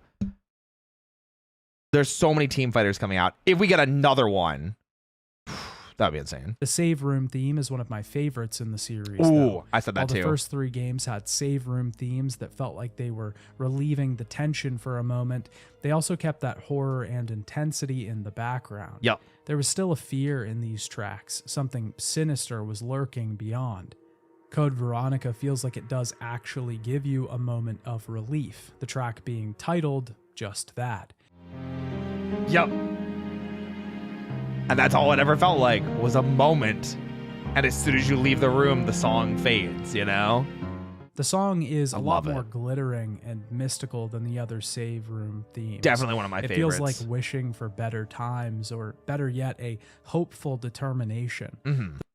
According to reliable leakers, MVC is still happening. I'll have to see what are the other reliable leaks saying that we're getting. Because, I mean, listen, I wouldn't complain about another Marvel vs. Capcom. However, that feels crazy if we get a Marvel tag fighter and Marvel vs. Capcom.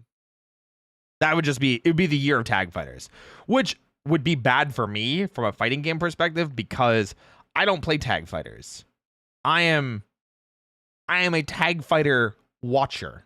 I don't play tag fighters. The song is reflecting the foresight of understanding the end goal. We will not die here in this hell, but overcome and manage to fight again. Oh, it is I like the that. joy of another day. I like that. While the palace's architecture may have changed, the application is still the same. locked. It resembles a lot of the labyrinthine Marvel double-dipping fighting games, attributes might as that well. the Arclay mansion held.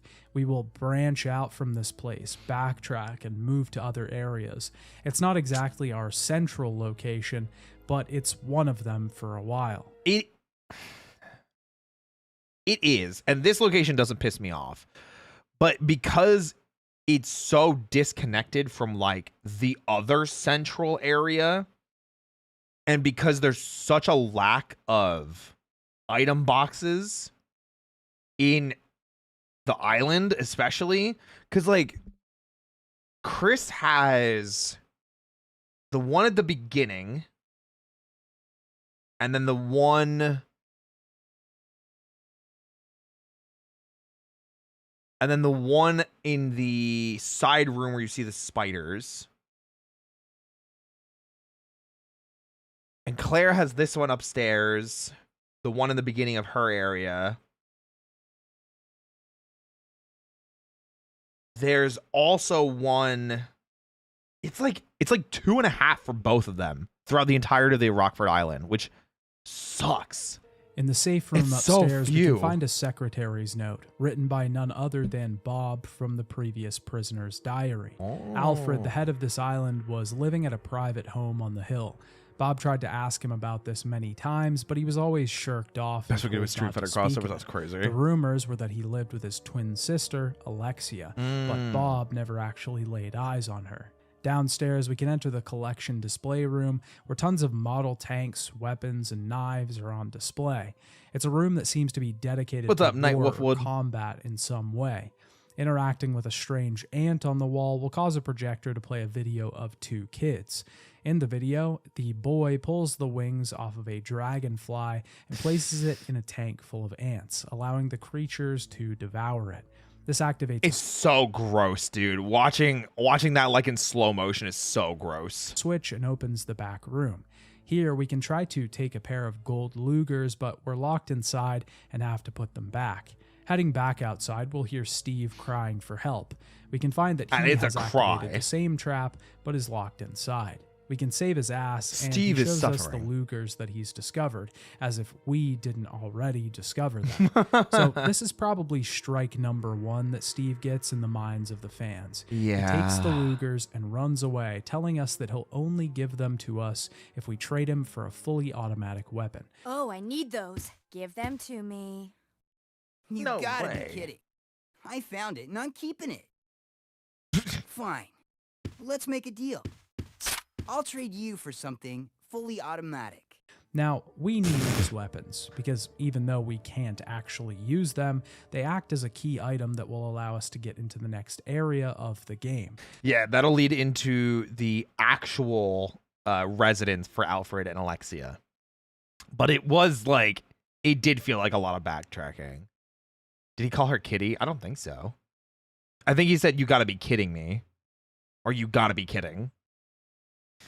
So that's kind of an annoying thing for a character to do, especially with no reason given whatsoever. He just thinks they're cool. Dealing with He's Steve is 17. sometimes like dealing with a child, but how hilarious is that, right? That we just have this guy that is incredibly overconfident, who doesn't care about the hell around us and is just getting into trouble at every turn. Damn, I love Steve. Okay, you might be glazing a little bit too much now, son. You might be glazing a little bit, because, like, listen, I like Steve from some capacities, but not like this. You know, not like this. In all seriousness, What's this up, is a Cam? stark contrast to how other games handled level progression. For example, in Resident Evil 1, one of the early goals was to gather the emblems that would allow us access to the transition area that would take us to the guardhouse. Yep. Now, our goal for this section is to get an automatic weapon so that Steve can have something to play with instead of the gold Lugers. And this is, I will say, this part kind of bothered me. This from a gameplay perspective, because where in older Resident Evils, it was you need a key item to progress. And obviously we need those Lugers to get into this next area. Because he just says something like vague, like fully automatic, where are we supposed to find that? And the only reason that you find it is by going to like a bunch of other locations, and then you just happen to find the Mac 10s, I think. And it, instead of it feeling like a key item hunt, it feels like, oh, I just happen to find these. Great. Thank goodness. Now Steve will give me the stuff I need. It didn't feel like a goal that we were progressing towards. It just felt random. I'm sure you can imagine why that would rub people the wrong way. Yeah. Heading back into the main room, Claire will be fired upon yet again.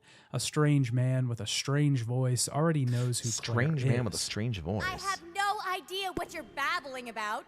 You don't fool me! You don't fool me! I am Alfred Ashford, commander of Alfred the state. Alfred Ashford. accuses Claire of intentionally getting caught and leading the special forces here to destroy his base. And meanwhile, it's just Wesker raiding this place. And Claire burns his ass hard. Oh?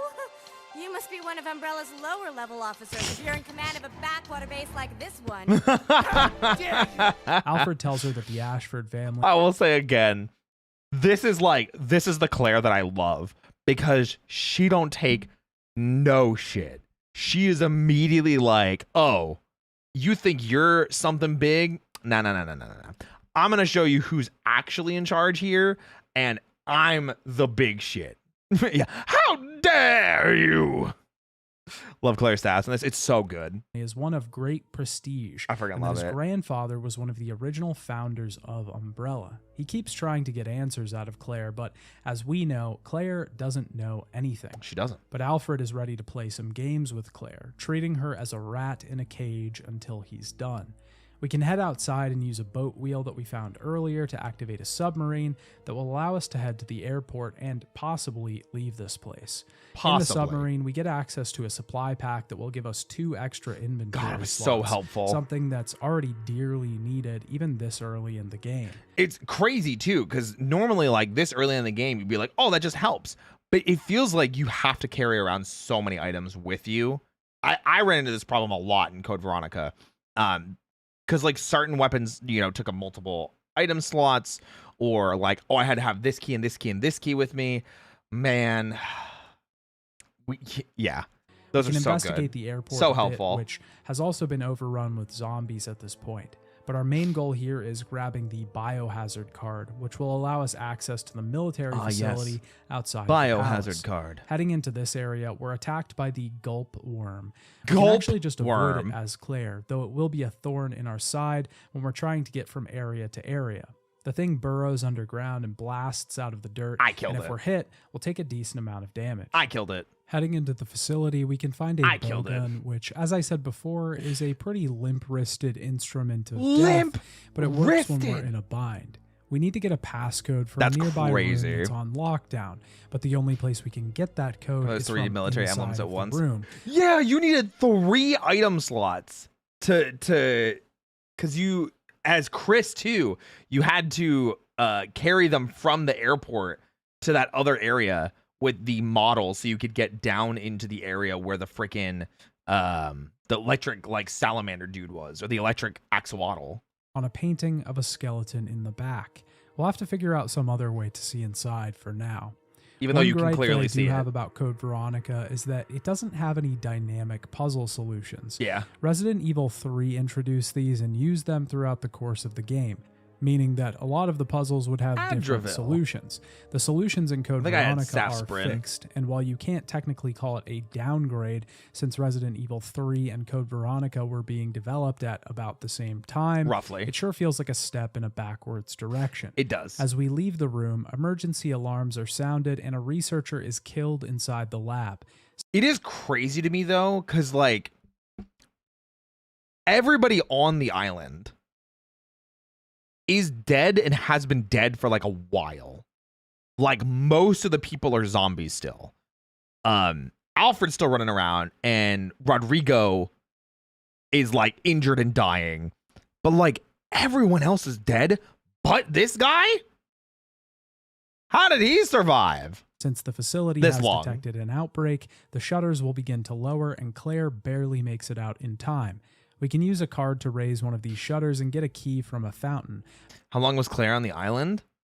I think she was unconscious for maybe a couple days. I don't actually know. Eventually stumbling into Alfred's sights once again. He almost kills Claire, and we actually have to dodge his laser and chase him down. He escapes into a nearby room, and once we arrive, he's nowhere to be found. Of course. In this area, we can find a hemostatic. I forgot about this one. This save room as well. A medicine, but then you lose access to it because things get locked. Scientist guys might have been in isolation in that lab for a while. True. And to stop bleeding. Fair. If you manage to really explore the beginning area of the game, you'll find an empty vial of hemostatic by Rodrigo. Yeah. This is optional, but after obtaining this, we can head all the way back to the start of the game and give Rodrigo this hemostatic to stop his wounds from killing him. Claire will leave him the lighter that we start the game with, and in return, he gives us the lockpick set. So I don't know if by doing it in the order that I did it, because I did it as soon as we found the hemostatic, I went back to Rodrigo immediately. However, this is before you get the gold Lugers. And when we got to Alexia and Alfred's estate, there's a fireplace that made it seem like I could have lit on fire. And I'm so curious what was there, if it even was anything. We can use these lockpicks to open the various briefcases that we find throughout the game. Yeah. Some of them just contain explosive arrow powder, but one contains an upgrade for Claire's gun that can make it automatic. Yeah. But for now, we need to head forward, and Alfred shows his control What's up, Spectre? of the facility Welcome in. as he locks us in a room, taunting Claire from a nearby speaker. Heading through the next door, we're introduced to a new enemy, and perhaps the most interesting enemy of the game, the Bandersnatch. These monsters were essentially a cost-effective answer to the Tyrant. Tyrants were expensive to make and hard to come by for Umbrella, since not everyone matched the genes required to make them. The Bandersnatch can actually elongate its limbs, and looking at the concept art for the monster done by Satoshi Nakai, it seems like the monsters were originally meant to breathe through their shoulders and use compressed air to stretch their arms. These things are so creepy looking, I will 100% say. I think for the most part that they were more frustrating than anything else. I kind of wish they weren't bright yellow. I kind of wish they had a little bit more of a dull color to it.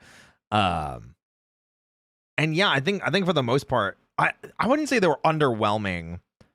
I think it's just because I hate fighting them, so I used my expensive ammo, like the explosive ammo, to take them out immediately in most situations. Because I was just like, I'm not dealing with this shit. Get them out of here. So anytime we ran into them, they were more of a nuisance than anything else. The main inspiration for the character was actually Dalsim from Street Fighter. Oh. Going up against these enemies is actually a pretty big pain because they can attack us from afar. Even if we're running away, we can still get tagged. They can also change levels in different environments, And which follow I thought was a you. nice touch. We're attacked by another one as we head downstairs, but luckily Steve jumps in through the window. If I remember correctly, they were bright for visibility purposes on some of the darker areas. I guess that makes sense. Max Payne style to save. Who said huh? What are we saying huh for? What are we saying huh for? Claire. Since we grabbed the submachine guns in the last room, we can trade them to Steve to finally get the gold Lugers that he's been holding hostage. He's, of course, upset at the fact that they don't come with any ammo. This thing is too cool. Yes! Now this is my kind of weapon. All right! Huh? Hey, this thing's empty. I do like that for Claire, because she's like, hey, I got what I wanted. Maybe you should have specified you wanted ammo. You cheated me. Claire helps him get some ammo nearby, and the tone of this relationship seems to have changed slightly. Claire isn't completely annoyed with Steve anymore. She's starting to come around. As the two talk, Alfred lowers the platform they're on down into the underground. What was the banner snatch based on? I think they said Dalsim from Street Fighter with the stretchy limbs. Steve, of course, quickly runs off again to test out his new weapons, but we actually Only get to play time we him get to for play a as brief Steve. section. We can run through this area and clear out the zombies for Claire. Yeah. It was dirty work, but this area is now clean. Did he say that in X? I don't think he did. I think that line got changed. See? You can depend on me. And then Steve says That seemed something right. really weird. You see? This thing is a lot more reliable than any person. Than people? Claire tries to get at Steve's origins, but he's angsty and mysterious. Yup, so angsty he teenage- runs off once again. We follow Angsty Steve into teenage the elevator angst. downstairs, and both he and Claire fall through the floor. Steve is attacked by a zombie almost immediately, but he hesitates to shoot it. Oh, That no. is, until it comes after Claire, and pretty quickly we find out why he won't shoot this specific zombie in the funniest way possible. Father!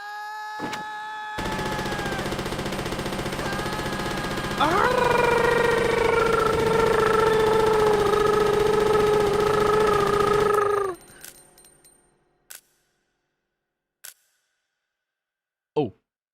Father! Father! Father! We then get Steve's Oh. background story in full.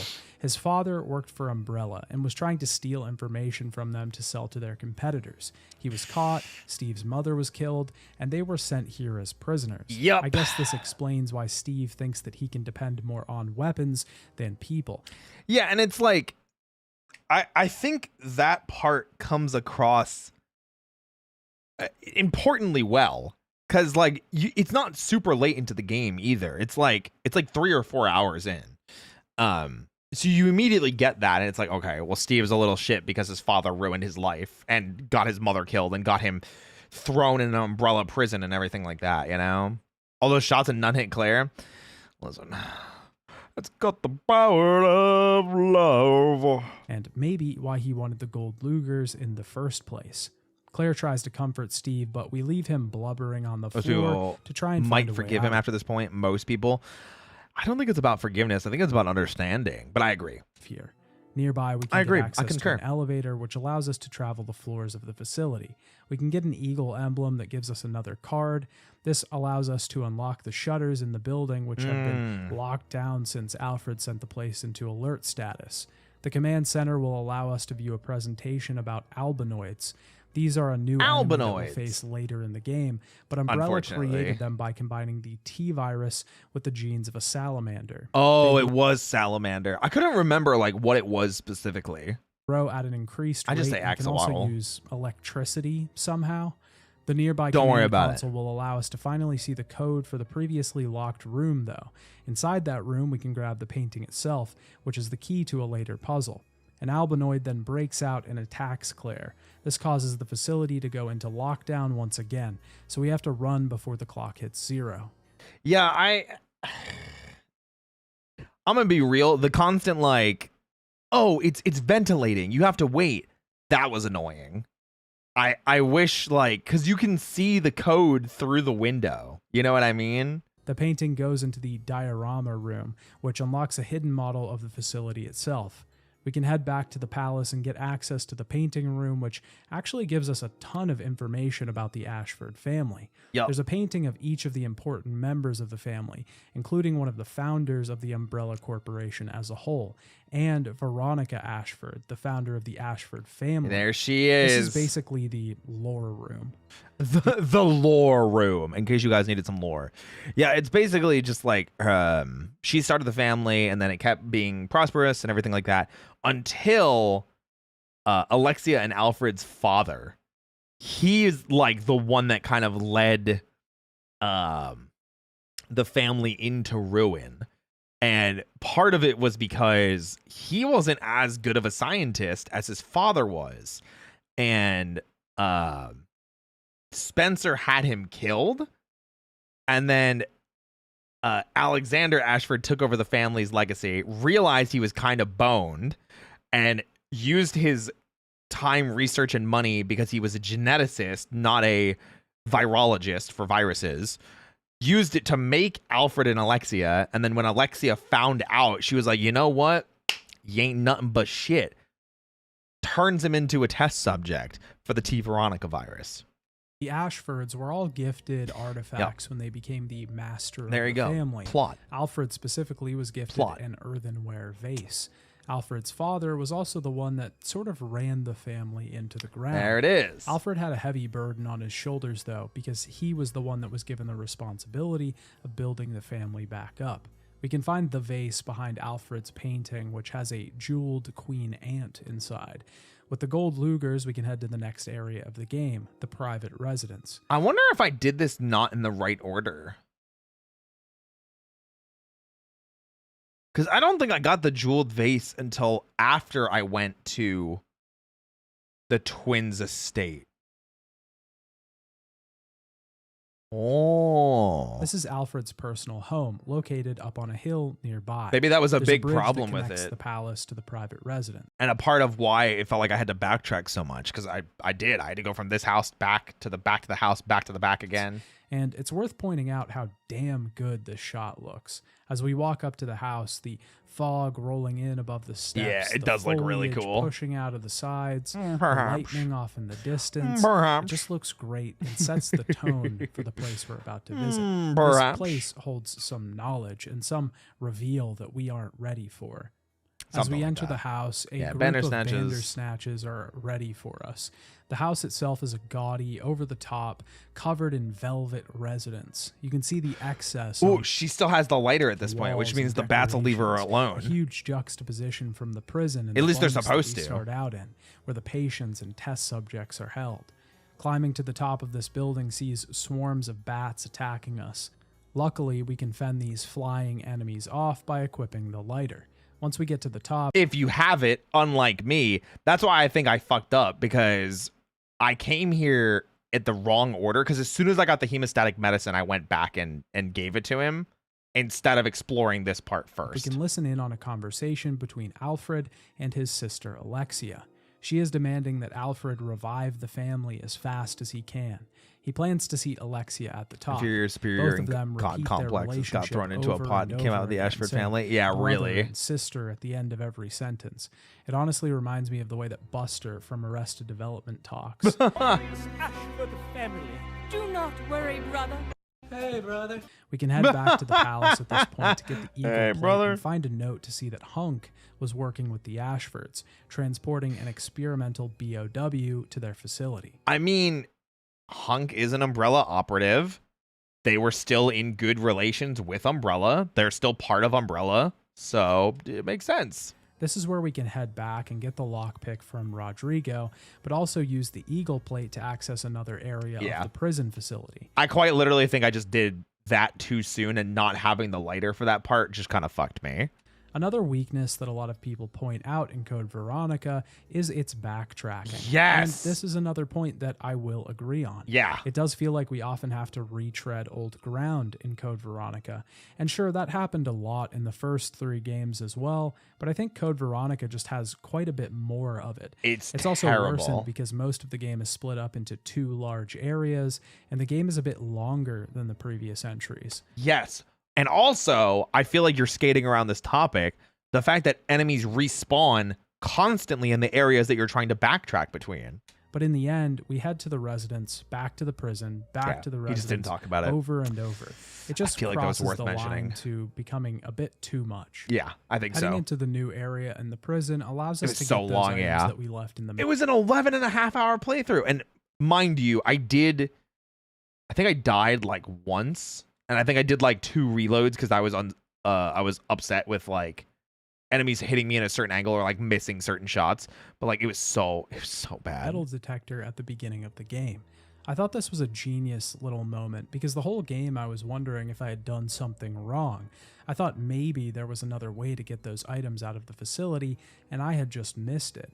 But it turns out you just have to have some patience and get into the facility from another direction. And eventually you the get goal there. at this point in the game is to gather all 3 army proofs to activate an elevator that lets us into the escape plane. We already got one earlier in the game, but the other 2 come from this section. We can find a torture chamber under the prison that gives us a piano scroll. If this was my playthrough, that zombie would have bit my leg. I'm just saying. This can be used back in the palace to unlock the other queen ant. This allows us to go all the way back to the private. Oh, somebody said that there was an Easter egg in the casino that I didn't know about, where you get the queen ant. Does anyone know what it would have been? Because I don't remember having access to it. Like there was something here that I just didn't get. Maybe I just didn't know. This makes me think of how long RE4 will be. On how long to beat RE4, I think it's like 16 hours. How long to beat Resident Evil 4? About 15.5 hours for RE4 original. And then for remake, 12 to 20 hours. So we might need 2 separate YouTube streams for it, because I think YouTube streams only go for 12 hours. Yeah. Enemy respawns were scripted refreshes, weren't they? No. That's what I thought, Ryuhi. It was like constant. It was constant refreshes. So like if I was ever like, man, I just want to go back and check this area, there would just always be enemies back there. It was like once I walked a certain number of rooms away, there were just a ton of enemies always back. Like Rodrigo's graveyard was one of them. The area right outside the graveyard was another one. Like it was such a pain in the ass. It was so annoying. Allows us to go all the way back to the private residence and access a secret chamber in the twins' rooms. We can find a note from Alfred in this chamber where he confesses his undying... I remember them responding in waves, but it's been a while. Maybe it's a difference between OG and X. Oh, it could be, you know? It could be. That's only if you take your time, though. Speedrunning 4 can be about 6 to 8. Yeah, but I mean, like, we're gonna be playing it casually. You know, I haven't been doing any speedrun tech for any of these. The only speedrun thing that I know from 4 is, like, buy the rocket launcher for the first El Gigante. I know how to do Ditman, because Ditman's really easy. I know where the majority of the treasures are because I played the game so many times. I know Salazar. Wait, is it Sadler or Salazar? Salazar's final boss. Sadler is weak to fire. You know, I think the important question about time to beat with 4 is whether Ditman works in remake. Ditman does not work in remake, but they do make a joke about it because you can get charms that connect to your like your attaché case, and they have like different passive effects. and one of them is the striker, and it gives you a movement speed buff, which is really funny. So, we did do. Oh, I mean, like that's stair skating, yeah. And I mean, like I know like the basic stuff. That's nice. I like it. Yeah. They have some good stuff like that, you know. Have you seen RE4 remake yet, Ryuhi? That'll be a treat to show you RE4 remake. I'll be excited for that. Yeah.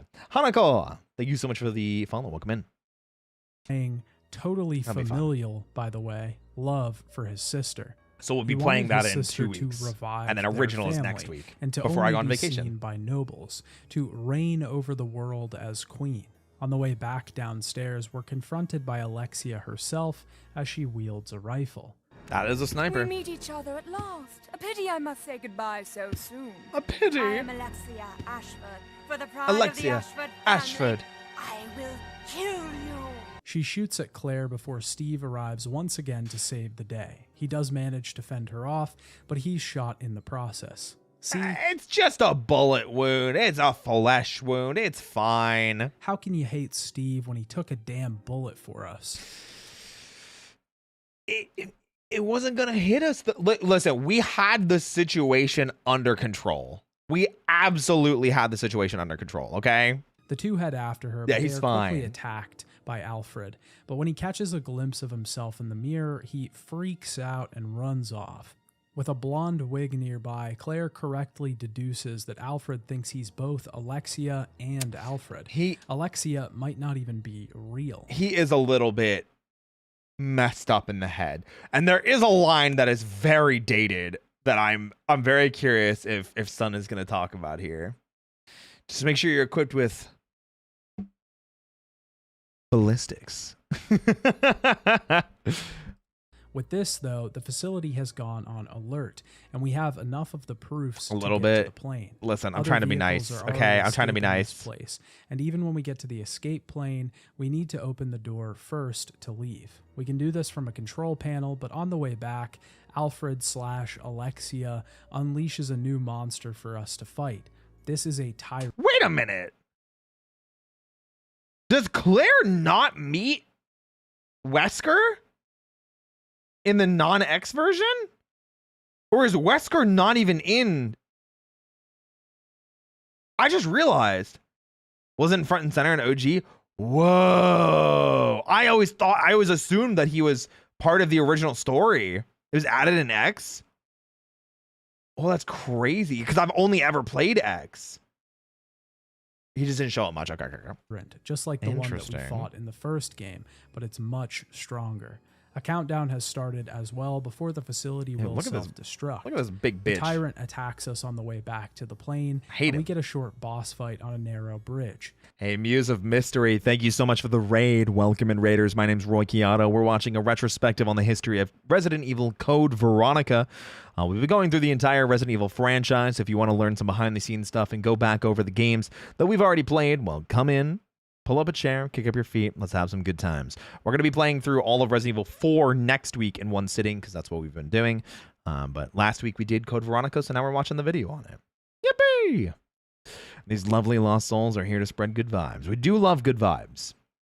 Kunajita vibrations. Those kind specifically. This fight is really simple, especially if we got the rare BOW. Who's Veronica? Veronica is the founder of the Ashford family. It was Veronica Ashford that created the Ashford family. I know you're joking, but like, yeah, there you go. We actually learned that, and in a lot of notes that we get from like Alexia, that's why she named Alexia named her virus the T Veronica virus, for it being like Veronica's just that cool. Hope you enjoy the stream and end BRB after stream. Yeah, of course. Hey, take your time, take care, and we'll be here if you decide to come back. From the prison area. Whoa, of the slay, game. true. These do way more damage than normal, but there's only a few of them. We can get back to the plane, which Steve pilots out of Rockford Island. Claire and Steve are And again, they kind of just never talk about Steve like knowing how to fly, and he's 17. That always like blew my mind. They just gloss over the fact that he's able to fly. And I know a couple of people were like, oh, well, he just wanted to leave the island, so I'm sure he practiced. You think they let him go to the airport and practice how to fly a plane? You know, he's been a lot of flight sim. My bad. You're so real for that. You're so real for that, Ryuhi. Going to get their idyllic ending. Steve apologizes for before, and he hopes that Claire can find Chris because he knows what Maybe it's his like to dad lose taught his him. family. They never told Claire us. and Steve plan to leave for Hawaii, and the game ends. In the 2000s? No, it's still 1998. Just kidding. Alfred is back in the prison and launches a tank that allows him to access a secret underground escape route. In the lab underground, he pilots his own jet out of the base. Yep. Claire and Steve's plane is attacked, and we have one more boss battle before the next stage of the game. It was so funny too because we were playing this and there were a couple of people that had not experienced Code Veronica before, and this is like the 4.5, 5 hour mark, which is around the time a Resident Evil would probably end. And we were like, oh yeah, we made it. And then it was, okay, one more boss fight and then we're good. And we finished that. And they were like, wait, why isn't it over? And then we got to Alexia's dad, the Nosferatu fight. And then it said insert disc 2. And I was like, we're now officially halfway done the game. Yippee, oh shit. The tyrant has invaded the cargo hatch of the vehicle, and we have to push him out. The goal here is to weaken him and use a panel nearby to launch a container which will push him out of the plane.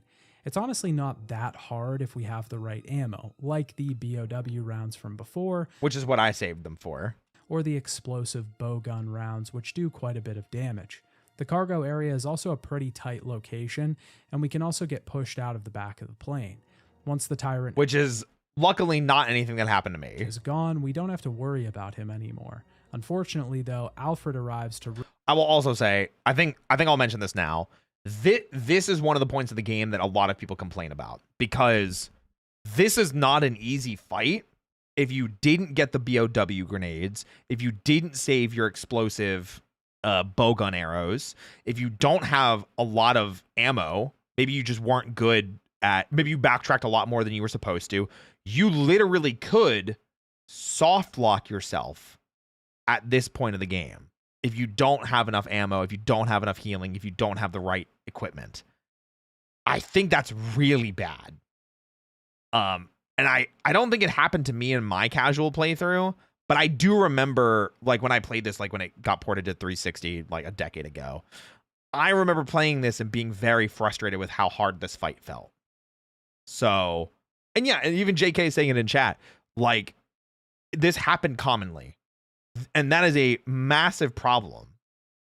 Not soft lockable. You can do it knife only. It's a soft lock. Whoa, wait, technically not true. Because I did this, Ryuhi, and I didn't even think about it. I left my knife in the metal detector box. So I didn't have the knife in the item box. So actually soft lockable. And I did it in my playthrough. So I didn't have the knife. Yeah, I didn't have the knife again until we were Chris. Well, that's just entering a boss fight unequipped. What do you mean unequipped? My bad. I didn't think that I was going to have to fight a boss that I didn't have enough ammo for, you know? Oh my gosh. But no, that's my point though, is I think that's really bad. The knife was a mainstay in CD. Yeah, but if you're playing this blind and you don't know anything, you don't know any better. You know? But always have it. Might as well be the lighter slot. Fair enough. But I'm saying that could happen to casual players. Well, casual players don't know anything. Maybe they didn't look anything up. Maybe they're trying to do what I'm doing with the casual playthrough and going through in a retrospective. That's bad that they could get soft locked here. I think that's worth mentioning. And that definitely docks like some points for me, you know, even in fractions of points. Also, hi, Umineko. A pretty tight location. Hi. And we can also get pushed out of the back of the plane.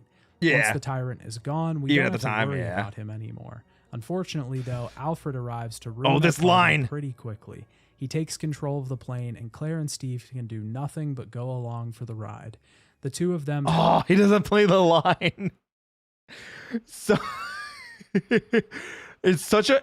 I completely forgot she said it. So, like, when we were playing our retrospective playthrough, last week when Alfred comes on the monitor, Claire is like, "Alfred, you cross-dressing freak!" And it's like, whoa, whoa, whoa, Claire, you can't just say that.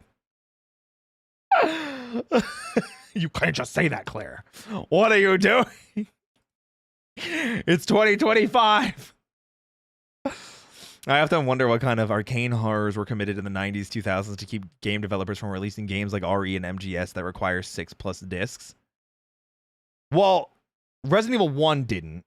Resident Evil 2 did. Resident Evil 3 was 1 disc, and this was 1 disc on Dreamcast and PS2. But MGS absolutely was multiple discs on PS1. Some had 4, yeah. Yeah. It's pretty crazy. Pass out as the plane flies on autopilot, and there's this odd sort of romantic scene with this glittering track. Romantic? You mean creepy? In the background as Steve tries to sneak a kiss while Claire is sleeping. No! This is where Steve lost a lot of points for me. The two pretty quickly And he just laughs it off. Yeah, strike 2. Strike 2, bitch. realize Damn that it, they're Steve. in the Yeah, Antarctic, really. and the plane begins to nosedive. Also, he recognizes they're there in the Antarctic, not because there's tons of ice and snow and everything like that. He recognizes it based on latitude and longitude. Because he says it in the cutscene. Bro, how? How's the fuck? How's the fuck? This is another one of the FMVs in this game that just FMVs looks look great. absolutely insane Yeah, for the time. I agree. The facial animation on the characters looks great. I'll agree with the that. way the plane crashes into the Yeah, building, FF8 and 9 the had a bunch of rubble discs falling, too. It's fantastic. It looks really in good. general, Code Veronica has had quite an upgrade in the cutscene department. Hell, even one of the first cutscenes, when Claire is sitting in her cell waiting for Rodrigo to walk in, you can see her eyes shaking. The detail here is just insane for Yeah. the time. You know what's kind of weird? I feel like I'm thinking about Resident Evil 4, like GameCube. Does Code Veronica look better than RE4? At least in these style cutscenes?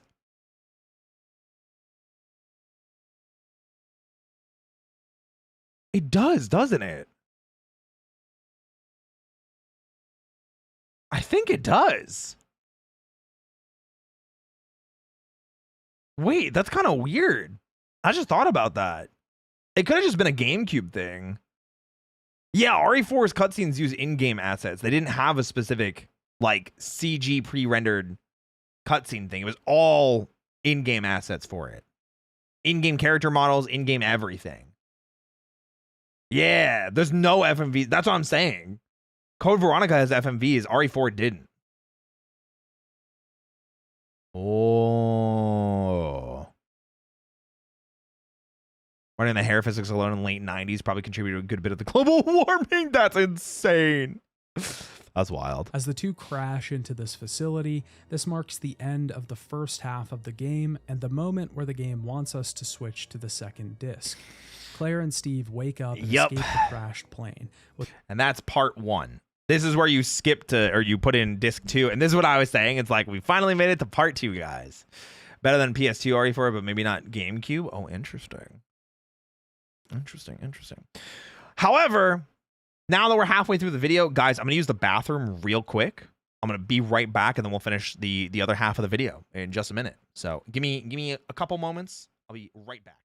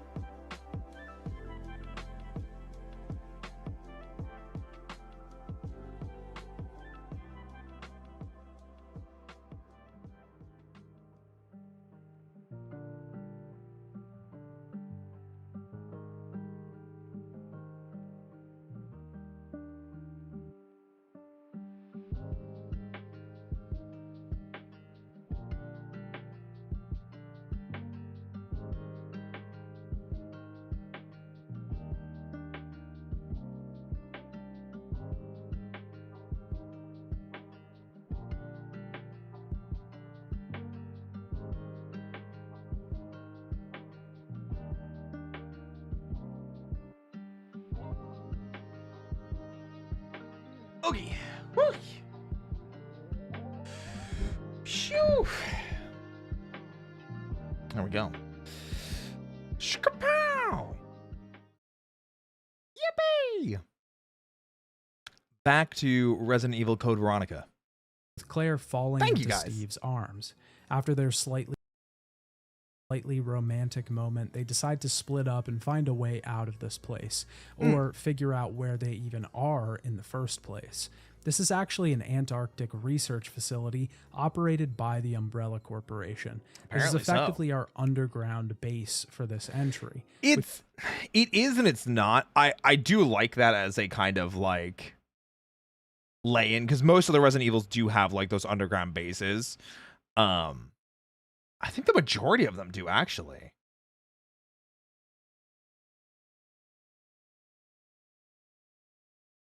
I don't know about Revelations. Well, Revelations 1, at least. I think all the other ones do, actually, now that I think about it. But yeah, this one's just really long. I can't recall one that doesn't. I don't think Revelations 1 does. Because, yeah. Does feel like a staple. I don't think Revelations 1 does. I mean, maybe technically, but it's like not in the main area. It's like you go there and you fight the final boss. But it's not even a lab at that point. I don't remember. We'll get to it when we play Revelations. Quickly learn that this facility was established undercover by Alexander Ashford, the son of Edward, who founded the company with a man named Oswell E. Spencer. Spencer and Edward had found the progenitor virus, or to be fair, Revelations 1 was on a ship. Can't get deeper without something convoluted. Yeah, there was one that I can't remember. It may have been Revelations, where it's like the ships there's multiple ships, and one of them is fake underwater, or one of them is fake in the water. And it's like, it just has simulated like, oh, you're drowning, or like there's a lot of water here. And then instead it's like, oh, it's not actually. You're actually in the middle of a desert or something like that. The original version of the I can't remember T-virus that led to their research. The T-virus was just a variation of the progenitor. Alexander planned to use this secret Antarctic facility as a way to continue his research, and he codenamed his project Veronica after the founder of their family. He did. He even had a room built and commissioned after the Arclay Mountains mansion so that he could retain his memories of the place. In a hidden compartment of the safe room, we can find a locker where a rat is making noise and jumps out when we arrive. I remember I think the rat did jump scare me, because even though I knew it was coming. For a second, a really weird detail about this game is that this rat seems to be sentient and can write full sentences on paper. We can find a secret diary in the battle mode of the game to learn that this rat's name is D.I.J. Wait a minute, is he serious?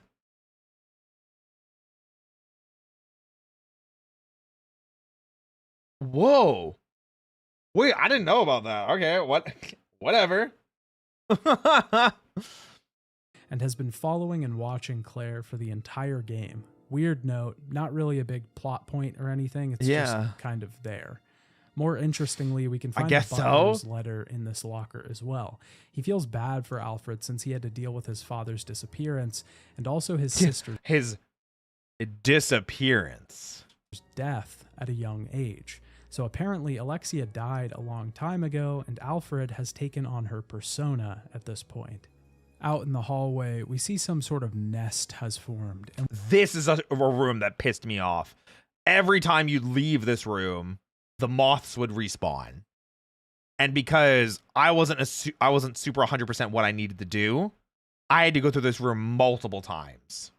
Every time you leave this room, the moths would respawn. Yeah. We get easily the most annoying section of Code Veronica. I agree. This hallway is full of moths, and these moths will attack us, planting eggs in our back. These eggs will hatch even if we leave to the next room, which is a pretty damn cool mechanic for sure, but when this egg hatches, we're poisoned. Now, there's a pot full of blue herbs nearby that we can use to cure You're not always poisoned, but it's unless in they change the that in same eggs. hallway as the moths. So as soon as we exit, we get attacked again. The only course of action here is to kill the moths, but they just respawn as soon as we leave the area. Yep. It's an incredibly annoying mechanic to deal with, and it's only worsened by the fact that this hallway is directly outside of the safe room, meaning that we'll have to return here many times before this section of the game is done. Yep, and especially because you have to go through that hallway when you're transferring between the upper floor and the lower floor, which you have to do a lot as Claire. The general goal of this Luckily, as Chris, the moths are dead, but there are the zombies that are like stuck in the ceiling, but then they have like chest bursters. section is to get a large piece of machinery that can dig a hole in the ice to get Claire and Steve out of the facility. Which I didn't even put that together. When they were moving like the giant ice driller, I was like, oh, what does this get us? And they just kind of like skipped a beat and were like, yeah, of course, we're going to drill our way out of here. And I was always like, am I just stupid for not thinking about drilling through solid metal and ice to escape something? Because I never thought about that. Like when I played this, I was like, oh, I guess that is an option. Investigating another secret compartment, though, allows us a glimpse at a horrific sight. Some man or creature has been blindfolded and chained up underground. A monstrous creation that's not allowed to leave, not allowed to die, caught in a state of endless stasis. Oh, Later, Nosferatu. Steve and Claire find the machinery they need to Nosferatu. break out, but Steve is too busy ogling Claire's ass, and he runs the machine into a pipe. Strike a 3. Causing a massive gas leak. Oh, Steve, you rascal. Son, please. Son, please. Steve is starting to lose hope, but eventually finds it Can you blame him? Yes. Because then it adds more backtracking to this. again in Claire. It's all my fault. Don't say that. Listen to me. We'll escape from here. Together. This romance is just so funny to me. Like I said before, I totally get why people don't like it. It's a one-sided romance. Steve is in love with Claire. Claire is in love with the idea of getting the fuck out of here. Capcom's right mind made them think that people would warm up to Steve. He makes our life harder in every regard. He constantly fucks things up. He almost feels like an antagonist when he's introduced. The first time we see him, I almost thought he was closer to a character from Silent Hill than Resident Evil. Wait, that's so funny. I can definitely see that. Shades of Eddie. And then halfway through the game, suddenly Claire loves him. I guess you just have to imagine. I don't agree with that. I think Claire warmed up to Steve, but loves him feels like a pretty big jump. I never got romantic feelings from Claire inclined towards Steve. Did anyone else? Love is a strong word. Yeah, I think we're going to have to agree to disagree on this one, son. Imagine that Claire is endeared and charmed by his relentless fuck-ups and his ability to open up to her. Once we get a valve to shut off the gas... I'd say he took on the role of protector. Yeah, I agree with that too. Because Claire, even though it's not that big of an age gap, is older than him and has been in situations like this before with Raccoon City and her hunt of Umbrella. So she probably feels some sort of responsibility by working with him. You know? Mentor big sister? Yeah. Alfred shows back up and Steve saves the day once again, blasting him with his submachine guns and causing Alfred to fall into the chasm below. Yeah, fuck you, Alfred. We then see this imprisoned man from before. His heart opens and the binds holding him at bay are released as he makes his way out of his cell. Ugh. We can grab Alfred's sniper rifle off the ground, which is good because we'll need it. I will say the sniper rifle kind of pisses me off because it only has 7 shots and you never get more ammo for it. Very frustrating. Claire and Steve then make their way out of the facility. Wait, Steve has something to say. Are you ready? I'm gonna bust. The facility is flooded. I hate it here. As Claire and Steve make their escape into the open Arctic. Is that peace weapon? They Yeah. make their way onto the helipad, and as they try to leave, the blinded creature is coming after us. Steve is thrown off of the helipad. He definitely is thrown off the helipad. Here we have to fight Nosferatu, who can kind of be a pain, honestly. Nosferatu will wander around the arena, using his tentacles to shoot poison columns out at us. If we get too close to the edge, he can actually knock us off. We can do damage to him with normal weapons. Why does she have the AK? Don't you not get the AK until later? The way to do the most damage is, by far, to shoot his exposed heart with the sniper rifle. It's a bit of a difficult shot because we need to be close enough to hit him that his body isn't Maybe New Game obstructed Plus. by the snow falling, but not close enough to get hit by his attacks. We can really only get And there's one a or two lot of shots them. off, though, before we're assailed by poison clouds Amy's. and forced to find a new position to shoot from. I will say, even though this fight can be a bit clunky, it's one of my favorite fights in the series so far. Because we need to aim for Nosferatu's heart, it feels like the battle actually has mechanics. Most of the boss battles we've seen so far have just been about dealing damage and avoiding damage. It is definitely, it's an attempt at something that I liked. I think there's two things I didn't like about this fight. One is the insta-kill mechanic. I really, really dislike insta-kill mechanics. I think they're just not fun. They just make for some not fun things to deal with. Insta-kill mechanics are just, they suck. From the other side, the poison that he spits out sometimes also feels random, and then it just spawns from the ground, which normally I'd be like, oh, well, you just, use the blue herbs and the healing and the stuff that you have. But if you get poisoned in this fight, which I didn't realize, chat told me during it, you have to go do a whole extra big section of backtracking as Chris to go get a cure for Claire during Chris's section of the Antarctic base. Amy or Mimi, you got it. I'll try to remember.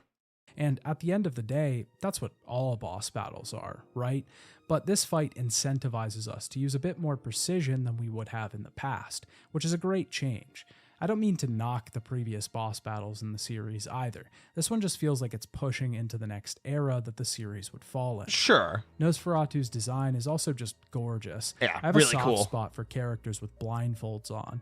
It's a cheap and easy way to make me think that a character looks cool. Because, I mean, Nosferatu does look really cool. Very cool designed boss, I think. To be honest, it is. Also, the hands tied behind his back makes it feel like this man has lost his humanity, and the virus inside of him has taken over. He can no longer use his God-given appendages, but the ones... I will never get over the way that Steve is just flung, because... So he's hit...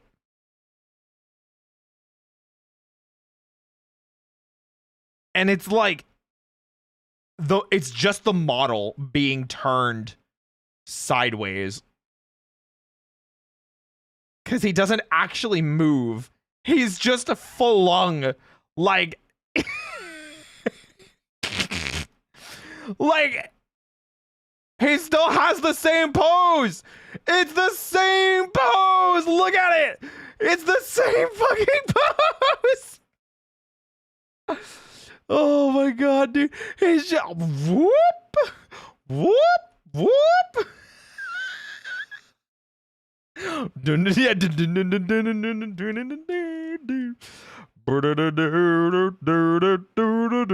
appendages, but the ones derived from man playing God. It's the simplicity and storytelling in flipping. Also, I'm pretty sure he could have fallen there and been fine. Like, the ladder's right there. It wasn't that far of a climb. At least I don't remember it being that far of a climb. It wasn't a snake eater ladder. Might he sprain an ankle? Maybe. But I don't think he would die. I'm just saying. Anyway. It's the simplicity and storytelling in flipping the simple human form on its head and juxtaposing straightforward features within character design. After we manage to kill Nosferatu, he falls dead on the Kind of makes sense for how hard he was Claire hit. saves Steve as he's still barely hanging on to a broken piece of steel off the edge of the structure. Steve feels like he's failed Claire and promises to protect her next time. I mean, You did fuck up again, Steve. I'm just gonna say it. The two resolve to get the hell out of here, finding a vehicle nearby that can take them to the Australian base. Yeah. Is Australia that close to Antarctica? Perfect. We'll be able to ride right over to the Australian base with Or is it that there's an Australian base in Antarctica? Is that what it is? this. This was something that never really made sense to me. This base is in the Antarctic. How are they getting over to the Australian base with a snowmobile? I'm pretty sure they do say that there was just an Australian base here on this continent. I'm pretty sure I remember seeing a note. The latter? That's what I thought too. I guess they could have meant that they were heading to a base that is operated by the government of Australia. Yeah, that's what I but remember It reading. was really just such an odd and kind of confusing choice of words. No, I'm pretty sure there was a note that said that. And even like before we got to this section, I'm pretty sure it was talked about at least once. We then see Alfred underneath the base, I think. limping along, still bleeding from the fall. There's a he base, took. yeah. He accesses a secret part of the lab and limps up to a pod, holding what seems to be Alexia. The pod is opened, and Alexia, who was reported to be dead long ago, steps out. Alfred falls over as she returns, and massive tentacles begin appearing from the base. One grabs the snowmobile, dashing Claire and Steve's hopes of getting out of this base alive. Alexia caresses her brother's head as she smiles at the wreckage. I was about to say, why does she never use those again? But then again, I guess she just ends up being a hemomancer, just with her blood catching on fire everywhere, and then kind of teleporting, and then kind of like the big dragonfly. It's kind of crazy. This is where the game kind of turns, as we leave our two heroes for someone else. Chris Redfield has been sent to Rockford Island by Leon Kennedy, assumingly because of the email that Claire sent to him earlier. Back to Chris. Scales the Or I guess to cliff face of Chris for the first island in time. a true Metal Gear style. I kind of wish there was a section where you do get that bag that he had, because I'm just so, it had to have been weapons, right? It had to have been a bunch of weapons. Kept you waiting, huh? As Chris enters the facility, he Oh, I want to do that with Metal Gear as well, because we already did Metal Gear Solid 1. I want to do that with the Metal Gear series, and those are easily accessible on Steam now, you know? And we played Metal Gear Solid 1. We'd probably start by watching the video, you know? And then we would play 2 for the first time, watch the video. I've played 3. I've never played 4. And then we could play 5 again. meets At some point, I think that would who be has fun. managed to escape into an underground tunnel. He tells Chris that Claire already escaped the island, and he thanks Rodrigo for his help. Yeah. It's gone. I may be the only other person left. Just then, the gulpworm attacks and swallows Rodrigo whole. Somehow, Chris is still determined to save him at this Yeah, he's like, point. I have to save him. So we have to go fight the gulpworm. Now, this is kind of where the game takes a turn, and where people start to have problems with Code Veronica as a whole. Yeah, I wonder what the problems could possibly be. This is one of the biggest complaints that I've seen about the game overall. So when we switch over to Chris in this section, we'll actually be heading through the military facility and Rockford Island as a whole. We'll sort of be retracing the steps that we made as Claire, but also entering new areas of the facility that we didn't see our first time around. Yeah, or just The on problem different here comes angles. with inventory management. All Yup. of the items that we had on Claire when we beat Nosferatu will stay on Claire until she comes back into the game. So anything that was in her inventory is something that we just can't use anymore. Maybe we didn't know this and took 4 really strong weapons and a few healing items, and then Chris is left with barely nothing. This makes things really complicated, not only for Chris's playthrough, but for later in the game as well. Yeah, because of when you switch back to Claire and the same thing happens. As we continue to play as Chris, we'll eventually swap back over to Claire, and at that point, the same thing will happen. All of our ammo and weapons that we left with Chris will be off limits to Claire. Yep. And it's actually pretty important that Claire have a few particular items later in the game. This makes Code Veronica incredibly easy to soft lock yourself in. Once If again. you manage to leave all of your weapons or healing items with one character, then you're just kind of screwed. And it's the reason that there are so many posts like this online. People Code Veronica X, is this enough? Let's go to the first save room as Chris. And I was wondering, is this enough resources to complete his section in the game? Ooh. Oh, it's 493 bullets. Holy crap.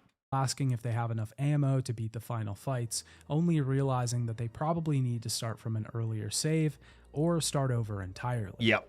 Now, I'm not going to defend this. Also, I want to point out, I think someone mentioned this and I just didn't see it, or I forgot to go back for it. I definitely did not put the shotgun down in the Antarctic base. So I missed, I guess it was grenade rounds, unfortunately. Decision at all. It is definitively bad game design. I agree. Especially because the game doesn't warn you about it whatsoever. Yep. Obviously, just making the player aware of this beforehand would fix things. It would remove a bit of the tension that's created when shifting over to a new character and kind of spoil the fact that a big event was coming up, but it would also fix one of the game's biggest problems. Or, you know, curve the difficulty so that Chris doesn't have to deal with Bandersnatches and hunters and then alpha hunters or whatever they're freaking called, like right away.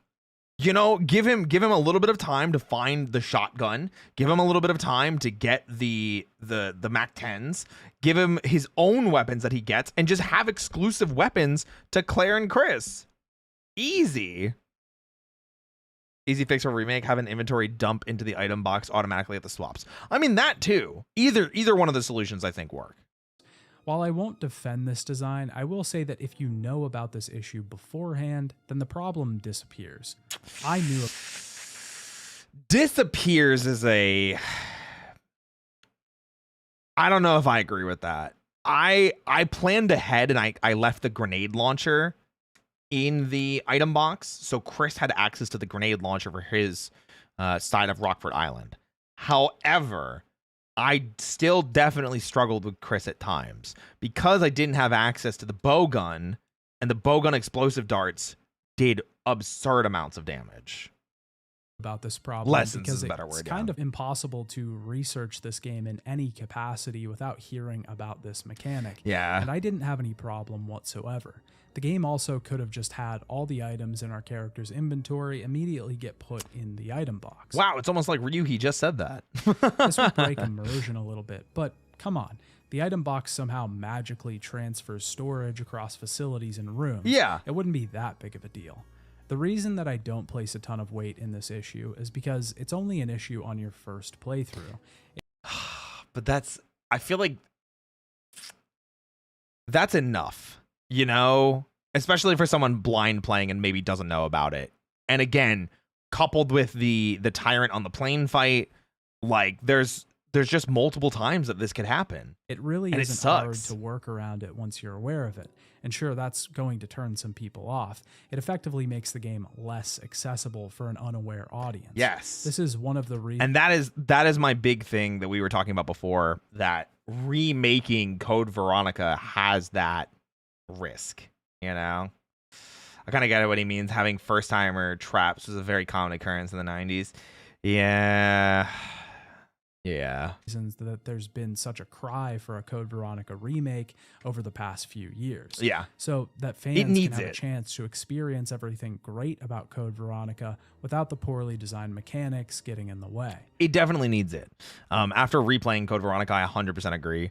It needs it desperately. There's so many different gameplay sections that I think are just overtuned or not well designed enough. The character swapping and the items is a big one. The accidentally soft locking yourself on the plane is a big one. I luckily didn't run into it. I think the poison hunters are just a stupid idea. Just let Chris deal with hunters. I think hunters is fine. Just regular hunters. You know, you don't need super hunters. I hated the things like the little spy bots that could spot Chris. Those are stupid. Like, you're telling me Wesker came through here and like meticulously set these things up instead of just looking for Chris? That's crazy. Since it was more common at the time, people were less picky about them. It's one of those types of things that it was a mechanic of the time. Yeah, absolutely. This is why I suggest that if you are going to play Code Veronica, you should definitely look up when to swap your inventory and which items you should keep and take. As Chris, we have a boss battle with the Gulp Worm, which isn't a difficult fight by any means. With the amount of firepower that we've hopefully stored by this point, we can easily take the beast down and save Rodrigo, who immediately hopefully dies after giving us the lighter back that Claire Hey, gave take care, him. crab. Chris Bye-bye. can then head into the facility and use Alfred's secret underground Wait a minute. If you don't give the lighter to Rodrigo as Claire, do you just not get the lighter as Chris? Yomi! Lizard.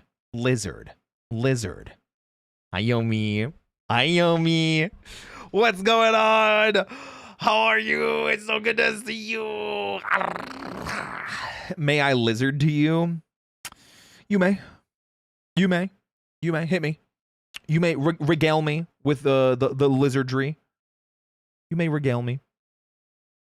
Calling Fugi active. Hit me. Do it. I dare you. Oh, wait, I have to turn you on. There we go. Lizard. Lizard.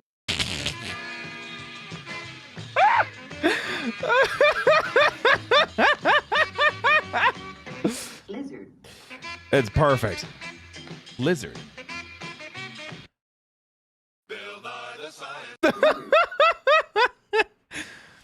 Hi, Yomi. Lizard. How many of these do you have? Lizard. Well, Bustin' does make me feel good. Lizard. True. Lizard. True. So true. So true. Lizard. Yeah, Resident Evil Code Lizard. Lizard. That's amazing. Lizard. The night has been blessed. Lizard. Emotional lizard? Oh, Lizard. I thought we were going on a different lizard direction there for a second. Jeez, Yomi, you gotta warn me about those kinds of things. Okay, listen, sheesh. Nothing beats Oh, the not jet Jet Blue Holiday. Oh my gosh. I am the Lizard Queen. I hear that all the time. It's in my my playlist. It's there's a remixed song for it. Lizard. Sure is lizard. Lizard. La la la lizard. Like a lizard, yeah. When we drink or do it right, getting lizard. Lizard. I'm a lizard. Like lizard. Lizard like a lizard. It's perfect. It's actually perfect. It's so amazingly perfect. Teach me how to do it. Can you teach me how to lizard, Yomi? Can you teach me how to lizard? Oh yes! Lizard. That was Marvel vs. Capcom 2. We've reached peak, guys. Lizard. We reached peak. Oh, that's a good one too.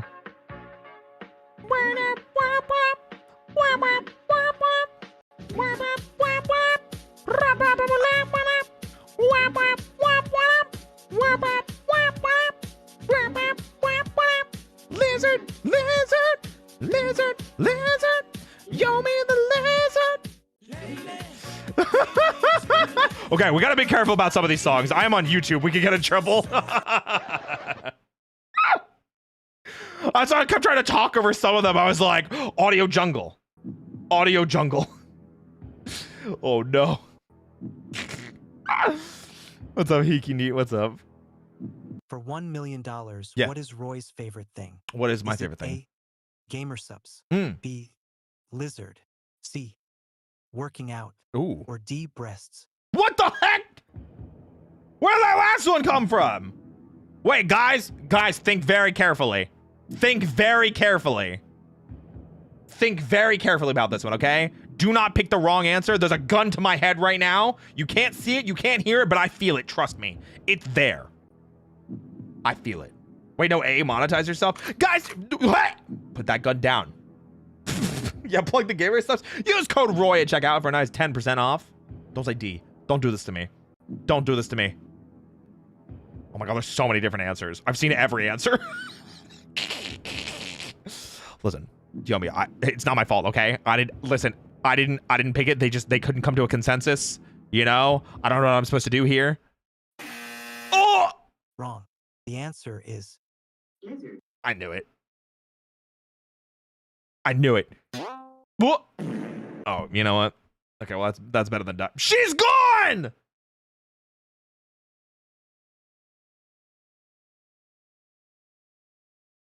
Look what you guys did. You guys picked the wrong answer, and Yomi abandoned me. Now Yomi hates me. Now Yomi hates me, and it's all your guys' fault. I can't believe you guys would do this to me. How could this happen? How could this happen to me? I made my mistakes. I know where to go. Yomi's gone and I'm oh. You look like a cut of fuckable. Lizard. Oh my gosh, stop. You can't say that. What the heck? I hope Yomi can never hate me. What the heck? You got such great personality. Thanks. Yomi's got great personality too. I'm gonna leave the call before she joins again and hits me with another piece of fuckable lizard. Listen, it's why we have to get more art of us enjoying our personalities with one another. It's the law. You know, it's the rule. It's what happens. Anyway, guys, let's get back to Code Veronica. Thank you for joining me for that lizard break. It was very important. Sometimes you just got a lizard, and Yomi is she lizards with the best of them. She lizards with the breast of them, if you know what I mean. She lizards with the breast of them. Entrance to get into a lab. Our overall goal is to enter the same room that Alfred entered earlier, using I'm doing that to you. Strange I'm doing that to you, okay? We'll have to create this emblem over the course of this section as Chris tries to save his sister. This is done by finding two chemicals that create a solution to dissolve the key out of an emblem. As Chris is looking for this way out, he sees Alexia singing to her brother. I do have this. We then see a familiar-looking man observing the same sight. He laments the fact that Alexia is awake. He notices Chris in the monitoring room and activates some new defense mechanisms that we'll have to avoid. I will say, I hate these motion sensors that summon the hunters. Just put the hunters in the rooms. Like, just put the hunters in the rooms and stop respawning these things. It totally broke, like, the gameplay loop, and it made it really not fun to backtrack, like, even worse. And they were really awkward to try and avoid. Because, like, how the game is positioned. My depth perception in these types of games is just awful. So these robots with sensors on them will sweep various hallways for Chris's presence. If we manage to get caught in one of their beams, then a hunter is sent to our location and we have to defeat it. That's terrible. It's an interesting mechanic that adds a certain level of intensity to the gameplay, but also rewards the player for being more measured in their approach. Once we reach an I think I'm just going to disagree with that one. I don't like them. If there's a remake, I hope they're not there. If they are there, I hope they're destructible. Because, like, if I think well enough to, like, shoot it beforehand, I just don't like them. I have no depth perception to begin with. I feel that. Underground laboratory, the identity of the mystery man is revealed. This man, clad in black, is none other than Albert Wesker. That's right. Wesker somehow survived the Arclay Mansion incident. Since then, he has sworn vengeance on the remaining STARS members for getting in the way of his plan. Remaining STARS members or Chris? Because he didn't do shit against Jill or Brad. Rebecca fucked off to nowhere. Barry's gone, you know? Kane's Brain, thank you for the member. Arigato gozaimasu. Thank you. Hontoni. That's just a secondary objective, though. This does feel really weird, because it almost feels like the additional Wesker scenes made this rivalry more Chris-centered. because Wesker is here to capture Alexia. An Chris. outside organization hired him to complete this task, and Chris realizes that he's the one who attacked the island at the beginning of the game. Called Wesker Wesker senile. now Wesker has took some that sort of personally. super strength and speed, seemingly infected from the T-virus all that time ago. That T-virus also seems to have infected his laugh, which is hilarious.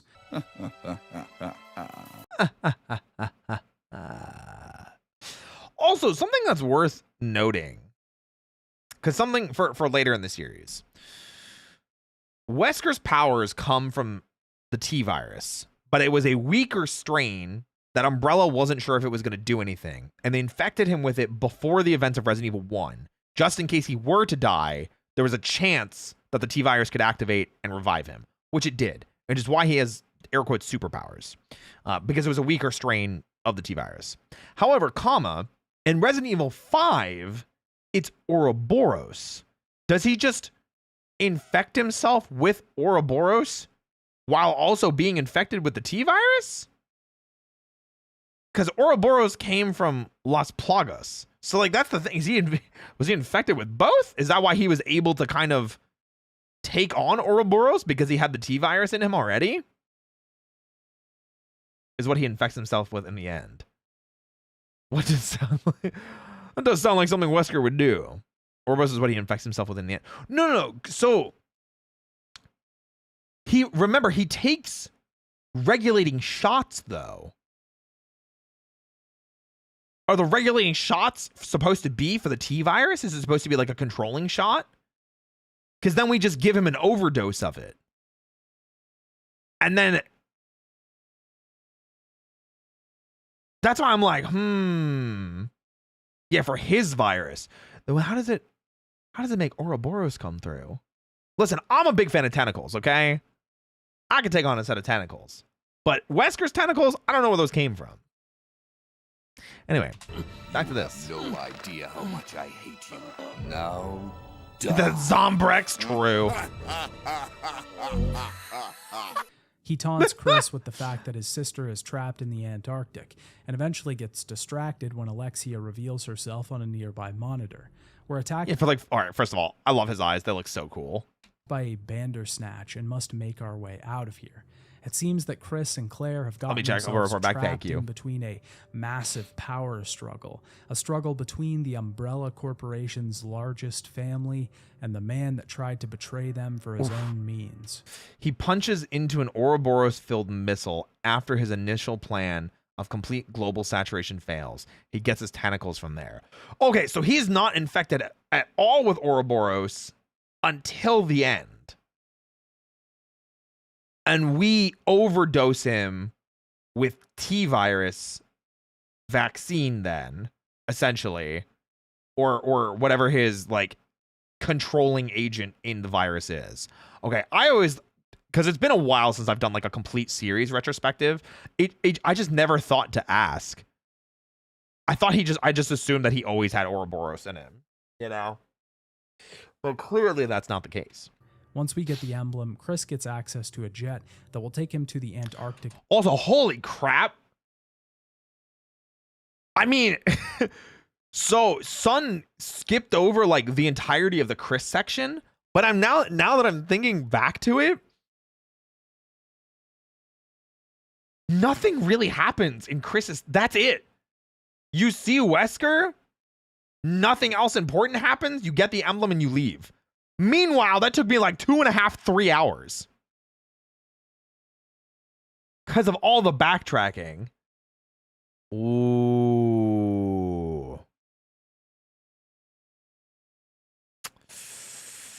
Damn, I suck. Base that Claire is at. As he leaves, there's this absolutely wild shot with the moon forming the background for Chris's jet. Wait, did that happen in X? I don't remember that shot. Maybe I just looked away. When we arrive, the facility has begun to deteriorate a bit, being fully infected by the tentacles. I hate these tentacles with a burning passion because I took so much damage and wasted so much ammo on them because I didn't realize I was supposed to just kill them. Because there wasn't like any indicator, you know? That Alexia summoned. We can find a note here as I hate Chris it. that sort of unravels the entire story of the Ashford family. This game new is virus janky, Roy. and Thank you. Code Veronica. Appreciate The it. memos in this game are sort of my favorite part about the whole thing. Yeah, I will say Code Veronica's background storytelling is actually really cool. I think it's just because it's another piece of the Umbrella story overall. And even in Resident Evil 8, we find out, the connection between Mother Miranda and Spencer also led eventually Spencer to finding the progenitor virus and everything like that. But it didn't actually tie back into Spencer himself. It was just someone that he had met during his travels and everything. But yeah, anytime we get to find out more about kind of the background and the other founders of Umbrella, it's actually really cool. And Zero hadn't come out at this point yet. Zero still wasn't going to come out for another 2 years. So this is only the second founder of Umbrella that we're looking into. And even now, to this point, game wise, we know Marcus dies in Resident Evil 0. We know Edward Ashford is dead already because Spencer had him killed. You're left to be like, okay, well, where's Spencer? And then you find him in the DLC prequel for Resident Evil 5. And it's like, oh my God, there he is. While Code Which I think is Veronica dope. seems to have far more cutscenes than the first few games in the series, Yeah, the lore is most nice. of its true story is hidden behind these memos. I agree. Piecing the story together for yourself becomes part of the story. Yeah, it's nice. What's happened to Alexia? What is Nosferatu? What's going on with Oh, Nosferatu. Alfred? In that way, Okay, well, Alfred's just psychotic break waiting for his sister to come back to life. Code Veronica resembles a lot more of the early Silent Hill games than it does Resident Evil. Ooh, that's another nod to Silent Hill, because he talked about how Steve kind of reminded him of Eddie. The more he says that, the more I'm kind of like, I feel it. Maybe not as much on the supernatural aspect, or I should say the paranormal aspect, but the pacing and storytelling. The first few games obviously had this as well, but as I've said before, most of the memos in those games just amount to, I was just doing my job. Dear Diary, I was just doing my job and then I got bit by a damn zombie. Itchy tasty. And then I got bit by a damn zombie. But Code Veronica That's true, right? manages to weave a pretty interesting story that's massively tied into the history of the Umbrella Corporation itself. It keeps you guessing and constantly leaves holes that just aren't filled yet. To provide a bit of a summary, Alexander Ashford, There we go. Alfred's father, was obsessed with the family's founder, Veronica. And genetics. In an attempt to He's a resurrect geneticist. the woman, he ended up creating twins. Yeah, so the idea was he was not a virologist, someone that works on viruses. He was a geneticist. So he wanted to use his research into genes, and it wasn't necessarily it may have been a strain of the T virus, or like the beginning of the T Veronica virus or something like that. I always forget if he had access to it or not, but he used his research into genetics to try and basically recreate Veronica. And when he did, he got twins, one being Alfred, who was not Veronica's standard, and then Alexia, who excelled above Veronica's standard. Are you going to play the prequel DLC for 5 when you get to it? Yes, absolutely. So I already have my co-op partner. We already know what we're going to do with that. So yeah. That's going to be in one sitting as well. Alfred and Alexia. That's going to be fun. Alexia became a child prodigy. I don't know if we're going to do the other one, though, with Josh and Jill. I don't know if we're going to do that one, because that one's kind of... I'm not going to lie, that one kind of sucks. That one's kind of like, it's very whatever. The prequel one, though, is a banger. But the Josh and Jill one is kind of... And was immediately promoted what I to mean? the chief researcher of the Antarctic facility at only 10 years old. Yeah, she was a child Alfred- prodigy. Ironically, you can keep reading this through notes and things like that. William Birkin hated her because William Birkin was the youngest, like, head scientist person. You find it more in notes, and he's literally like, I fucking hated her. You know, she's a threat to my position, and it's just so funny. and Alexia She was were his not only aware rival, of their yeah. genetically mutated origins, but eventually found out about it at a young age. Alfred was enraged that they were lied to and that he was the genetically inferior twin. Yeah. The two children locked their father away and used the T. Veronica virus strain on him.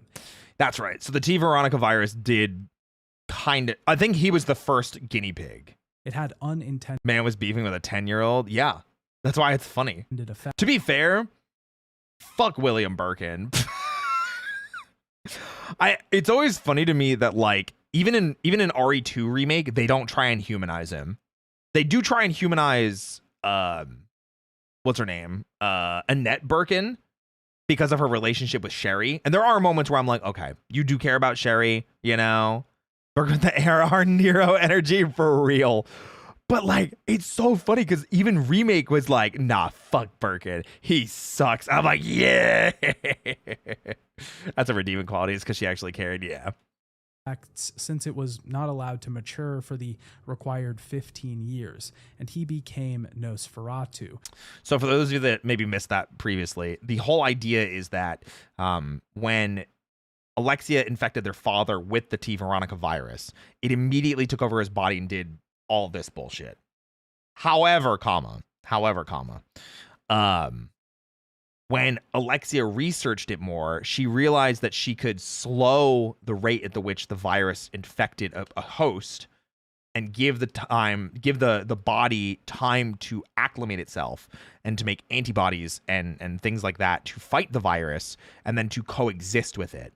If it had enough time at gestation. I can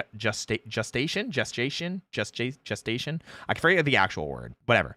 And the best way to do that was like cryo sleep. So she calculated it would take roughly 15 years after they did this to him. Gestation, thank you. Yeah, and then control it because the cells are working in harmony rather than fighting each other. So she used herself as the guinea pig, put herself in cryo sleep for 15 years so she could control the virus, and then it would, obviously continue to go from there. And they didn't know that it needed that long until after they experimented on him. So he literally was, I wonder what this virus does. Let's find out. The shade of a man that we fought on the helipad. Alexia, then becoming obsessed with regaining their family's former glory, injected herself with the virus and would not be reawoken for 15 years once the virus had fully matured. I'm kind of curious how Alfred survived. Like that long. He got shot and then fell off like a giant. Anyway, actually similar motif to Mr. Barrows in Clock Tower. Oh, yeah. I'm paying attention, but I think next time we do a retrospective, I'm going to drink during it. The story keeps getting wilder. Ironically, Resident Evil 4's is I think less like wild than Code Veronica's, because it's like it's more self-contained because it has nothing to do with Umbrella. It has nothing to do with Raccoon City. It is RE4 is way more self-contained, and that I can explain way better because I've played it more recently, and RE4 just catches me a lot sooner. I started playing 4 in Discord, and it made no sense. RE4's story doesn't deviate much. It just has ridiculous moments. Yes, absolutely. Why Spain? Oh, so Spain, because that's where they found the parasite. Because it's not a virus in Resident Evil 4. It is an ancient parasite that was petrified in amber that they found mining under this village in Spain called Las Plagas. And it's just where they found it. They found it in Spain. But yeah, basically Jurassic Evil. It is like a very, very old parasite, Yeah, Salazar's family were the keepers. Yeah. Alfred was distraught at losing his sister for this long, especially. Also, it's in Spain because Ashley's there. I'm not an Ashley defender, but at least in classic RE4, I never minded Ashley. You know what I mean? She never bothered me. Remake, I definitely had some moments where she bothered me. because of their odd and special relationship. This caused him to break and create a dual personality that could fill the absence of his sister. As we've seen now, Alexia has awoken, and the full power of the T. Veronica virus will be unleashed soon enough. It's gonna go crazy. As Chris, we can travel through the facility and see what's become of it since Claire and Steve's escape attempt. Since, unlike the past games in the series, these two stories aren't happening at the same time, the effects of our previous actions carry over. The entire facility has been consumed by ice, and that affects where we can go and what we can do. General complaints with Ashley usually stem from gameplay limitations, aka escort missions. So I agree. I think my thing with Ashley was always just Ashley does what she's told. You tell Ashley to stop or wait or hide, and she does it. Her moving around, obviously, and getting kidnapped sucks, but that bitch wait. That bitch stop. That bitch follow me. That bitch wait in a box. You know what I'm saying? She listens. You know? The overall goal here is twofold: to find 4 dragonfly wings and a body for those wings to be placed into. This will then form a key that will allow us into the final section of the game. That's sort of our end goal for the game, but along the way we find the reconstruction of the Arclay mansion that was referenced in earlier notes. I will also say this. I felt this part as Chris was a little bit weaker. Mostly because despite finding all of these dragonfly parts naturally, it's finding the key before you find the door and not realizing it. And that part always kind of bothered me because it's like you don't feel a sense of progress. You feel a sense of inventory clutter and what the fuck do I even need this thing for? Which unfortunately happens a lot in Code Veronica. I think it's just backwards. If they showed me the door first and then we're like, this is the key you need to open this door later, I think it would work better. Just like it works in RE2, works like that in RE3, works like that in RE1, you know? It's a very strange, surreal. Can you even get that item? Game. It feels like realities breaking and shifting together, personalities folding over and becoming one. It's just so odd to retrieve a map from this statue. I never got that. Especially because we're playing Chris for the first time since Resident Evil 1. Eventually, we manage to activate a crane that pulls Alexander's body out of the ice. Alexia. That is how I dispose of insignificant bugs, said the spider to the fly. How do you wish to die? How do you wish to die? A massive spider then crawls out of the ice and attacks us. The spider, Luckily, dude. We can completely avoid this thing because fuck that. Wait, that was so well said. I killed it. It died faster than I thought it was going to, but it also did way more damage.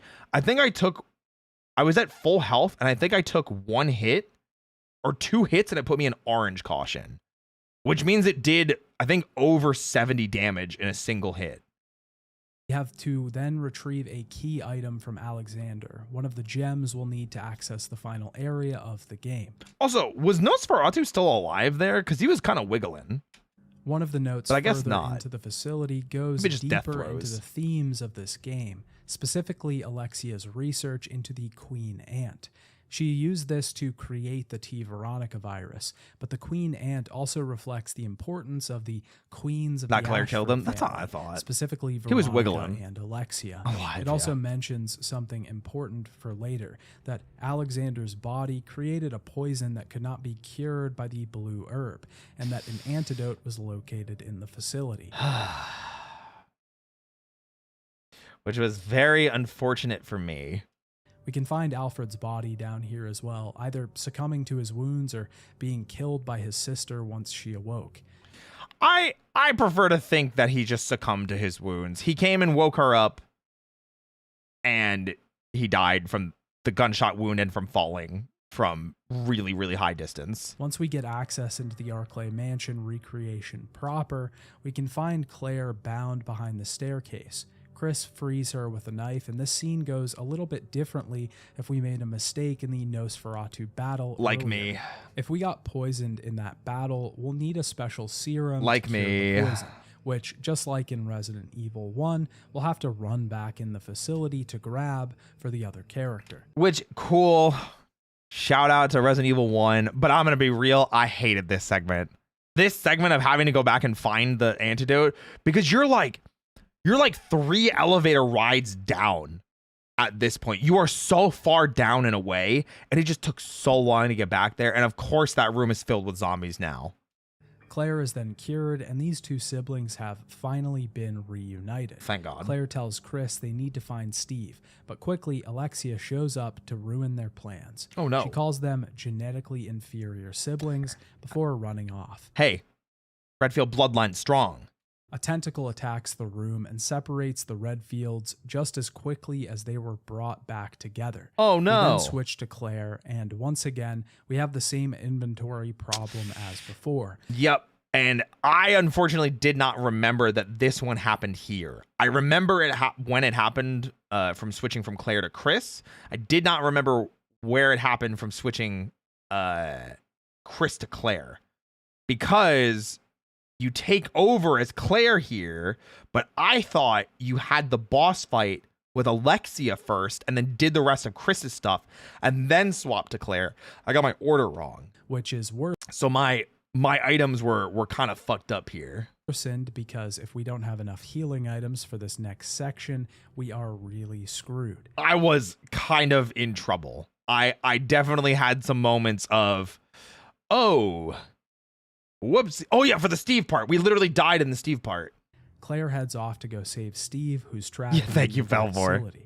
We find him chained to a chair, much like Alexander Ashford was, but he quickly begins to mutate and break his binds. He transforms into a grotesque beast and chases Claire down this hall, where she narrowly manages to escape. That fight Steve, sucks. Claire's love interest, is now trapped on the other side of the bars, while Claire sits terrified and saddened by the monster he's become. Steve almost manages to kill her, but something inside him manages to push through. He saves her life one last time From some Alexia tentacles. and is pushed back by a tentacle. Steve, with some power of his Pushed back. I thought it was just a push, and I thought he just died from the virus, rejecting him or something. Turns out on the close-up during the cutscene, the tentacle impaled him. He's got a giant hole in his body.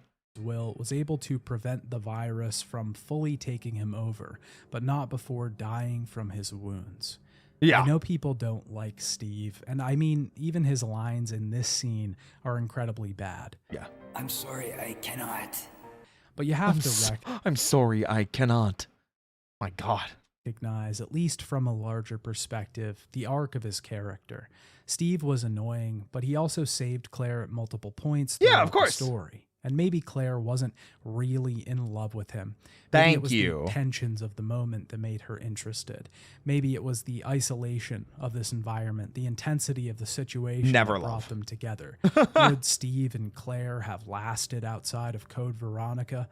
Would Steve be getting groceries for their apartment?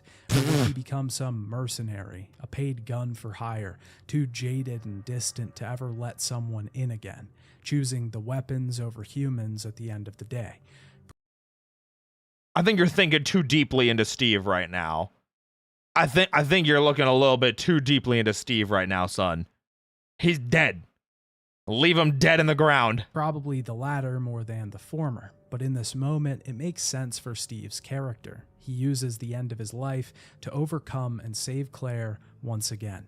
He tells us that he'll never let this happen again when he messes up in the airplane, and he keeps that promise. I swear I'll protect you next time, Claire. Sure, it's goofy. Hell, it's even bordering on bad. But for some reason, it just works. Yeah, Claire's taste in men is abysmal. She's not in love with him. I don't know what Son is talking about. There's never a moment in the game where Claire expresses any type of romantic interest in him. All she is nice to him. She goes from being like antagonistic towards Steve to, okay, we can cooperate and work together. There's never a romantic moment from Claire to Steve. It's only one-sided from Steve to Claire. That is the one thing that I'm kind of like, oh man, I think you're reading too deeply into Claire being nice to Steve. We then jump back to Chris as we finished playing Claire for this game. He sees Alexia standing in the mansion entrance. Wesker confronts her, telling her to give him a sample of her blood. You know, it's funny because I think there was kind of a romantic love interest for her in what's it called? In Revelations 2, and then he ends up being a villain and she has to kill him. So it kind of does continue the whole bad taste in men and is going to end up single. But she tried, you know, Terra save, you know, looked promising until they all got kidnapped and forced to participate in a death game. That was crazy. He wants the T. Veronica virus that runs through her veins. She determines that Wesker isn't worthy of its power, and then this game goes completely off the rails. It's so anime. Somehow, I love it. I guess because of the T. Veronica virus, Alexia transforms into a crazy stone beast that can summon flame. She destroys... I don't get where the fire part comes from. I will plainly say that much. I don't understand where her control of, like, where her pyromancy or where her hemomancy comes from. Wesker with a simple flick of her arm and causes him to run out the front door. Chris tries to make an escape, but he's caught in Alexia's path. We have to fight her here, which is pretty simple if we manage to keep the Magnum for this long. I was going to say, that was literally me. Also, she has an insta-kill grab attack that I accidentally walked into because I was trying to put distance between us and I didn't turn. Alexia summons flame in this fight, but we take her down before she can do much. In killing her, we've obtained the last gem that we need to access like 5 a Magnum compartment in this facility. Chris then assembles the Dragonfly key and finds Claire locked in one of the cells. That he do. She tells Chris what happened to Steve, and she's clearly distraught. Oh yeah, she is crying, like screaming. Claire's actress during this, genuinely great performance. She really sells this scene. Claire is locked inside, but she tells him to activate the self-destruct system, which should deactivate the locks in the facility. I should note that she uses the word might here. Like, that's not a very good idea if there's a possibility that the place is going to explode and Claire is just trapped in this room forever. Can you imagine? She was like, activate the self-destruct, it might free me, and then it doesn't, and Chris goes back to the door and he has to leave Claire. Can you imagine how traumatizing it would have been if they killed Claire there? Oh man, I'm getting like the heebie-jeebies just thinking about it. You know what I mean? Especially because like a lot of people don't like Steve. I think it would have been like, oh my god. But okay. We head upstairs and activate the system, entering the security code Veronica, which honestly is kind of corny, but also kind of cool because it was right there the whole time. It was right there. We have 5 minutes left to get out of here, but as Claire and Chris make their escape, Alexia has clearly survived the attack from earlier. Claire and Chris unlock a weapon, the linear launcher. It's the only weapon designed to take down the T. Veronica virus. I hate it. If it managed to go unchecked. It is so Chris bad. tells Claire to run, to get out of here, and her path out is blocked. We have to shoot Alexia before she kills Claire. Just once. If we don't do this in like 3 seconds, Claire is just thrown over the edge and we lose. Alexia then... Yeah. I mean, you can shoot from pretty far away. Assumes her final form, a massive, grotesque beast, somewhat resembling a queen ant or bee or dragonfly. Yeah, maybe all I always say three. dragonfly. This fight is kind of a pain and probably one of the most her blood burns as her body temperature is so high, her blood is boiling. Annoying ones in the game. Alexia will summon small bugs that attack us repeatedly, swipe at Chris with large tentacles, and directly shoot at us. The bugs are the biggest issue because they prevent us from firing, so we can't just ignore them. We have to periodically wipe them out so we can get some shots in. It's so we also annoying. Need a ton of healing because we'll constantly be taking damage throughout this thing. It's such an annoying fight.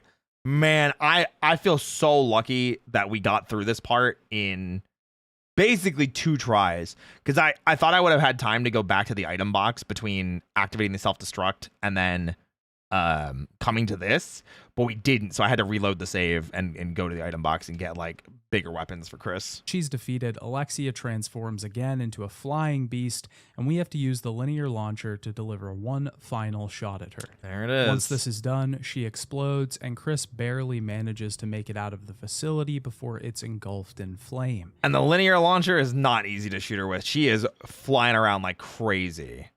Claire already has a jet ready for them as the two siblings fly out of this place, leaving it behind for good. Oh, and he doesn't have a fight with Wesker. Wesker's just gone. Whoa. Chris, promise me. Please promise that you won't leave me alone again. I'm sorry, Claire. I'm sorry, but it's Claire. not over yet. There's still something we've got to do. You mean... Yeah, it's payback time. We've got to destroy Umbrella. Now, let's finish this once and for all. And this is the setup for the next part of the overall story. They wanted it to be, and then they never really use it, like, at all, because Umbrella's greatest demise is the stock market. Claire and Chris are now officially heading to find Umbrella, to track them down and take them out. Like I said before, the X version of the game includes some cutscenes that weren't in the original. Like this. This is mostly in the form of how the game handles Wesker. Yeah. In the X version, when Claire is heading back to the palace, The Umbrella Wesker Chronicles. meets Claire before Chris. He admits to attacking the island and thanks her for inadvertently helping his plans. Wesker's the one who He leaked the attacks group Claire chat. and tells her that he plans to kill Chris if he gets involved. They also make the fight scene between Wesker and Alexia a little bit more competitive on his side, instead of him just getting destroyed in seconds. Yeah. This actually does work a lot better for the scene and makes sense for Wesker's exit from the game. When Chris is escaping the facility, I like that he scene also too. sees Wesker capturing Claire. He tells Chris that since he isn't here for Alexia's work anymore, he just wants revenge. Also, important note, which I think is important canon because they could always bring up the T. Veronica virus again whenever they want. Wesker's men take Steve's body for themselves. So they have a sample now of the T. Veronica virus whenever they need it. So they got it. He plans to use Steve to gather the T. Veronica virus and even threatens to revive Steve. He's already been taken by Wesker's men. Chris tells Claire to get out of this place once again, and the two have an epic battle to finish the game. Chris manages to get the better of him by dropping... Yeah, I know you say yet, but it's like, it's been 25 years. If they were going to do something with the T. Veronica virus, I feel like they would have done it by now. It's like the same thing where it's like, I wish they just used the T. Veronica virus again for like Revelations 1 instead of the T. Abyss virus, because the T. Abyss virus sucks. The T. Abyss virus is such a shitty virus, dude. The enemy variation is so good. It should have just been the T. Veronica virus. Steel beams on his head, but this doesn't take Wesker down. The two are unable to settle their beef as they're separated by a flaming pile of rubble. The additions that the X version of the game makes definitely sets up the story better for the future. I agree. It works Wesker into the plot in a way that doesn't seem like an afterthought, and they give him more significance in the grand scheme of things. I agree, especially because Wesker is obviously like the overarching villain from this point forward. Even if he's not super involved in 4 except for the background, it is at least nice to know that he's doing stuff so that when he shows up in 5, it's like, oh, there you are. Wesker will clearly come back into play in later games, so it's important that he's set up at this point in the story. I think he tested it on Jill because Wesker pumped her full of experiments, and the T-virus is the only reason she lived. I still have to read those because I think we were talking about it before. I made a comment that they never explained the fact that Jill has basically a vaccinated T-virus in her, or the T-nemesis virus specifically in her, and that they just don't talk about it ever. And then there's notes apparently in RE5 that kind of like talk about that and like the vaccination process. So I'm interested to get back into 5 and read those notes. There's also something worth talking about before we move on, and that's Wesker's report. This was a short story / memo that was released with Code Veronica. Keeps Jill from report aging, or at essentially least very builds slowly, on the like history Sherry. of the T-virus, Makes sense. Umbrella as a company, and Wesker himself. Wesker wanted to be a researcher at Umbrella, but when he met Birkin, he ended up realizing that he was outmatched in scientific talent. He ended up joining the company's security team and infiltrated STARS. This was so that Wesker could keep them from looking too far into the company's activities. He was then given the task of luring them into the Arclay mansion and gaining combat data on the BOWs. Wesker already had a different plan in mind, though. He wanted to steal the Tyrant and defect to another opposing organization. He injected... Which I don't think we ever find out who that is. It's just the other organization. I think there's like 2 to 3 versions of the Wesker's report. Yeah, because I think there's another story, too, that it's not that he saw that Birkin was like clearly superior to him. It's that he was like, all right, well, my job here with Umbrella is done. I'm going to go join like the army now for a couple of years so I can get combat training. And then I'm going to come back and then I form STARS. So we have an in for the RPD, which is where Umbrella is forming their labs under the city and like that kind of stuff, you know? I remember that being one of the explanations too. Himself with the T-virus, faking his own death until the Tyrant wiped out the STARS members. That didn't happen, of course, and he woke up to realize that his plans were foiled. Yeah. He then vowed revenge against the remaining STARS members.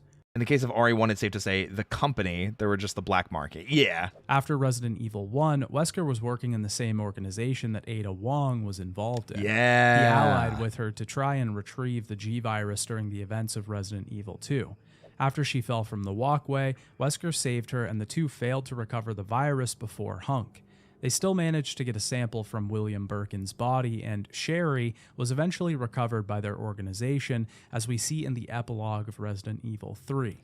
Yeah, she's like picked up by like the government and forced a lot into like experimentation. You learn more about that in Resident Evil 6, but she definitely like, because like Claire kind of goes off and does her own thing, and then Leon basically gets like, Claire literally from Resident Evil 2 is like, I gotta go find my brother. Meanwhile, Leon's trying to figure out what to do with Sherry, and after helping Claire, is basically scooped up by like the government to put him into like training processes to join the president's secrets. Like they like Claire and Leon both basically get kidnapped away from Sherry into their own adventures. It is insane. A sequel report, Wesker's Report 2, was released with the remake of the first game. This goes a lot more in depth into the time that Wesker and Birkin spent together researching viruses. Wait, I feel like the whole thing with Wesker's virus being a nerf is dumb because it contradicts his perfect genes that carries into Jake. I don't think his virus is a nerf. It's that it's still a virus that is trying to take over his body, so he has to take suppressants. You know? That's what he has to take in 5. It's if you take too much of the suppressants, it hurts your body. You know? That's the idea. From what I understood, at least. You know? Woven Jackalope, thank you for the 5 months.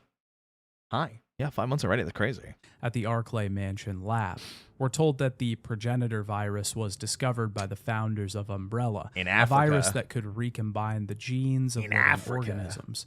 Spencer, one of the founders, gave the lab over to Birkin and Wesker. Birkin ended up getting jealous after Alexia Ashford's name carried great prestige and success. There she is. The fact that she achieved great research at 10 years old and Birkin was miles behind infuriated him. The story began to circulate that Alexia died eventually, and this calmed him for a while. Yeah. All this time, Wesker wonders why Spencer has kept them in this lab and what his true motivations are. This eventually leads to him changing departments because he wants to infiltrate the organization and see what's really going on. Along the way, Birkin discovers the G-Virus by experimenting on a female test subject that's been there since the two received control of the lab. I think this is later reworked a little bit to coincide more with Resident Evil 0, because there's stuff that happens in 0 that kind of also goes into this more, but yeah. This turns out to be Lisa Trevor, the woman that we find inhabiting the grounds in the Resident Evil 1 remake. And that's where Birkin discovered the G-Virus from. She was experimented on for years and eventually produced the G-Virus. She was disposed of and ended up making a home on the outskirts of the mansion. These two reports... Disposed of? You mean put outside? Reports provide a lot of the context and lore that the series will carry for quite a while. Yeah. It also, like the extra cutscenes from the X version of Code Veronica, builds up Wesker into a more important character than he was before. Yeah, very much It so. turns out that he was involved in a lot of the research that caused the company to become what it is when we see it. Of course, there's no telling what else Umbrella is doing, how many labs they have, how many viruses they are working on. I mean, there is the C virus. I don't. Do we ever find out where the C virus came from? It's like new Umbrella, right? But Code Veronica as a whole manages to do a lot of At least really never died in the great mansion things explosion. for That'd be the insane. series. One of my favorite parts about the game is how it manages to toe the line in between genuine, terrifying horror and this sort of neutral ground, a place where intense action and interesting things can share the stage. It's part of what makes wandering around its environment so enticing. Wasn't the C virus a product of Sherry and Jake? I don't know. I have not played Resident Evil 6 since it came out. I genuinely do not remember. It has been over a decade since I played. You know, modified mix of G and the I. C virus is made from many of the previous viruses, though I forget which ones. Got it. G and It's T. part of what makes walking its hallways so exciting. It's part of why you want to see the next chapter I'll believe of it. this tale. The story, while of course goofy and over the top, is just told so well, and I never really imagined Resident Evil's story as all that serious in the Jake first just amplified place. it. The first game carried a B-movie sort of tone from the beginning, so it only makes sense that we get into some pretty weird and strange territory. And we do get into some very weird and strange territory with Alfred and Claire's interactions. But I think most of Rockford Island is handled better than the Antarctic base. I will just plainly say that. That's the kind of tone that I feel like Code Veronica just nails perfectly. Every moment in the story had me either engaged or laughing. And sure, sometimes I was laughing at Code Veronica rather than with it. But that just feels like absurdity. it's all a part of the fun. Yeah. There's one more game that I'd like to talk about before I wrap up my thoughts on this entry. Ooh. The next game that would release with the Resident Evil Gun Survivor? title and a game that Or is Gaiden. directly tied to Code Veronica. Resident Evil Survivor 2 Code Veronica was There it released is. in July 2001 in Japan for arcades. On November 8th, I don't think I know anything about this one. 2001 I forgot this had the Code Veronica subtext to it. in Japan, and on February 8th, 2002 in Europe, both Survivor for the 2's wild. Sony That was good to know. PlayStation Okay. 2. Resident Evil Survivor 2 is sort of a Dude. sequel to the first Survivor game in that they're both light gun focused arcade style Was that Steve in the corner? shooters, but that's really where the similarities begin and end. Survivor 2 was actually released in arcades, whereas the first game never was. So this sort of explains a lot more of its design. The first game carried a lot more of that Resident Evil structure That to looked it. The goal was to terrible. collect items and move through areas to essentially get key items and solve puzzles to continue on. That looked But terrible. Survivor 2 sort of shirks this whole thing in favor of an action-focused arcade game.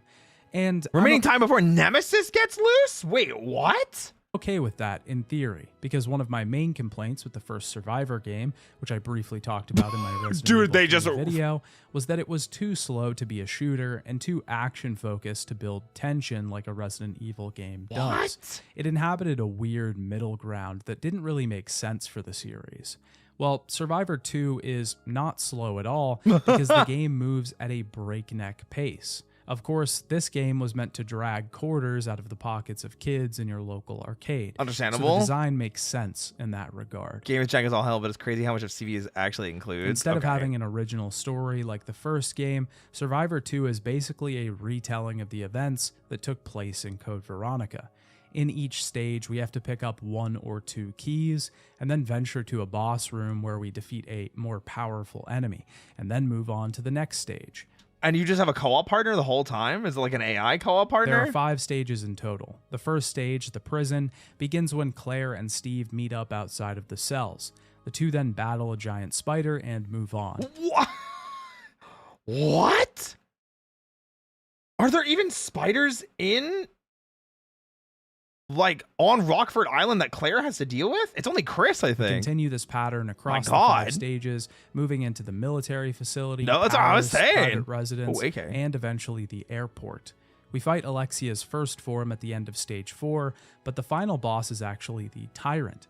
I guess the team What? didn't have the time to create the mechanics necessary to fight Alexia's final form. Wait, that's insane. And that's kind of a bummer because I was looking forward to that the whole time. Okay. Also, the game reveals that this was all actually a bad dream that Claire was having when we beat the arcade mode. So I guess it doesn't matter anyways.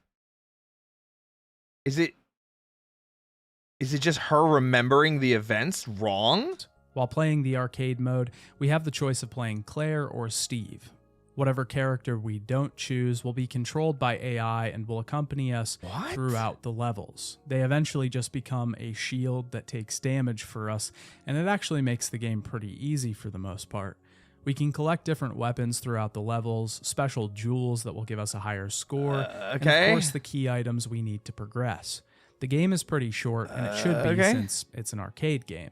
There are some extra modes like the dungeon mode, which allows us Steve to 17, descend yeah. into very I've said this so many times. Yeah, Claire's 19, Steve's 17. That's why I kept calling him a child. Hi, Grebbles. various areas, killing enemies and collecting weapons until we face a final boss at the end. We try to rack up as much score as we can by collecting coins and killing enemies.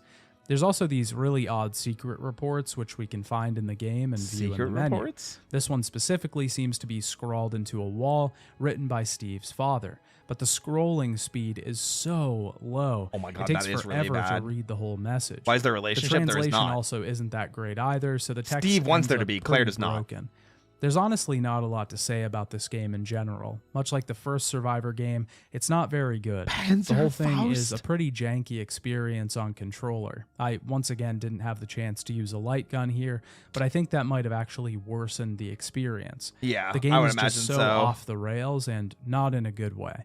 I don't Not think in a it's quite good as bad way. as Survivor 1 was, because at least this game isn't trying to create some new spin-off narrative. Dude, these about an dogs are evil umbrella massive. commander. The action at least makes the game somewhat fun, and unlocking extra characters, trolling through dungeons, and the getting linear high launcher. scores on the arcade mode might hold your attention for a lot longer than the first Survivor. Understandable. That being said, it's not exactly topping any Resident Evil charts or breaking new grounds for me. That is kinda because nuts. at the end of the day, this just doesn't really feel like Resident Evil outside of the models that were reused from Code Veronica. I can't exactly tell how critics or fans reacted to Survivor 2. Metacritic doesn't list any critics' scores, and I couldn't find any reviews for the game. There was one I would imagine article that very said poorly. The arcade version of the game was the most successful cabinet of the month in August of 2002, so that has to be worth something. I'm sure, I guess. Code Veronica is a masterpiece. Okay. I just don't agree. I just don't agree. Code Veronica has so many good things that goes for it. I think how the story is presented and how it presents the themes of family from Claire and Chris, Steve and his family, Alexia and Alfred. Really good theming. Music is fantastic. The weapon variety is crazy cool. It's too long. The gameplay is really bad with the backtracking. There are some areas that you can just get straight up soft locked if you don't know what's coming with the character swaps. Definitely do not agree on the masterpiece bit. I give this like a solid like 7, 8 out of 10. I'm leaning more towards 7. And I genuinely believe that. But that doesn't mean that it's a perfect game. The timer for each stage has a countdown for Nemi to show up, and he's invincible and one-shots you. Why Nemesis? Don't know. A game is not Damn. required to be perfect to be a masterpiece. No, but I think there's a difference between like a 9 out of 10 that you consider a masterpiece and a 7 out of 10 that you consider a masterpiece. And I don't think a 7 out of 10 should be a masterpiece. That's just my opinion, though. Listen, we can defer. I kind of prefer it when we defer because then there's conversations to be had. Veronica definitely has its downsides. Most of the reasons that people don't like it ring true in the final product. The evolution worries, of the Queen zapping Asa. mechanic doesn't really work You're very fine. well in Code Veronica. It's mostly misused, it's misplaced, Yeah. and it could have been integrated in a way that made it much more simple for the player. What? It makes your first playthrough of the game kind of difficult to get through. Yeah. An uphill battle where the system that you're working in just doesn't feel fair. And this is a problem because if we feel like we have no opportunity to survive, then where is Also, wait a minute. Hold on a second. problem? Because if we feel like we have no opportunity to doesn't feel Where did Alexia get this rifle from? And why does she even care about using a gun when she has her powers?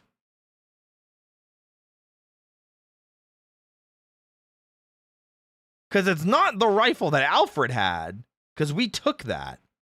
I just realized that. No, we took Alfred's and used it in the Nosferatu fight. And technically it's still with us.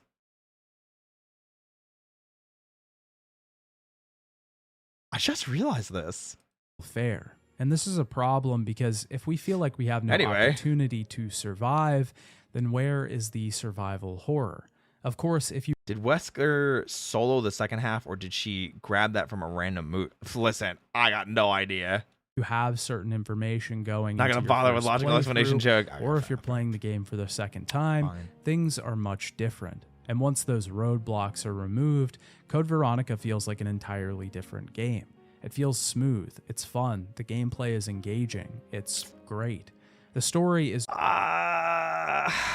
As someone that had played it before and forgot most of the things that happened, except for like the fact that we were swapping and some of the bigger story beats, I don't agree with that. I think the gameplay detriments are still very much there. Just such a good time. The game rarely ever feels like it's taking itself too seriously. I agree with that. Alfred's character was a highlight for me. A villain that was just so over the top. I agree. Broken and lost that he's completely shirked any sort of societal norms, wearing old military uniforms and laughing in high-pitched voices, playing with intruders over the loudspeaker.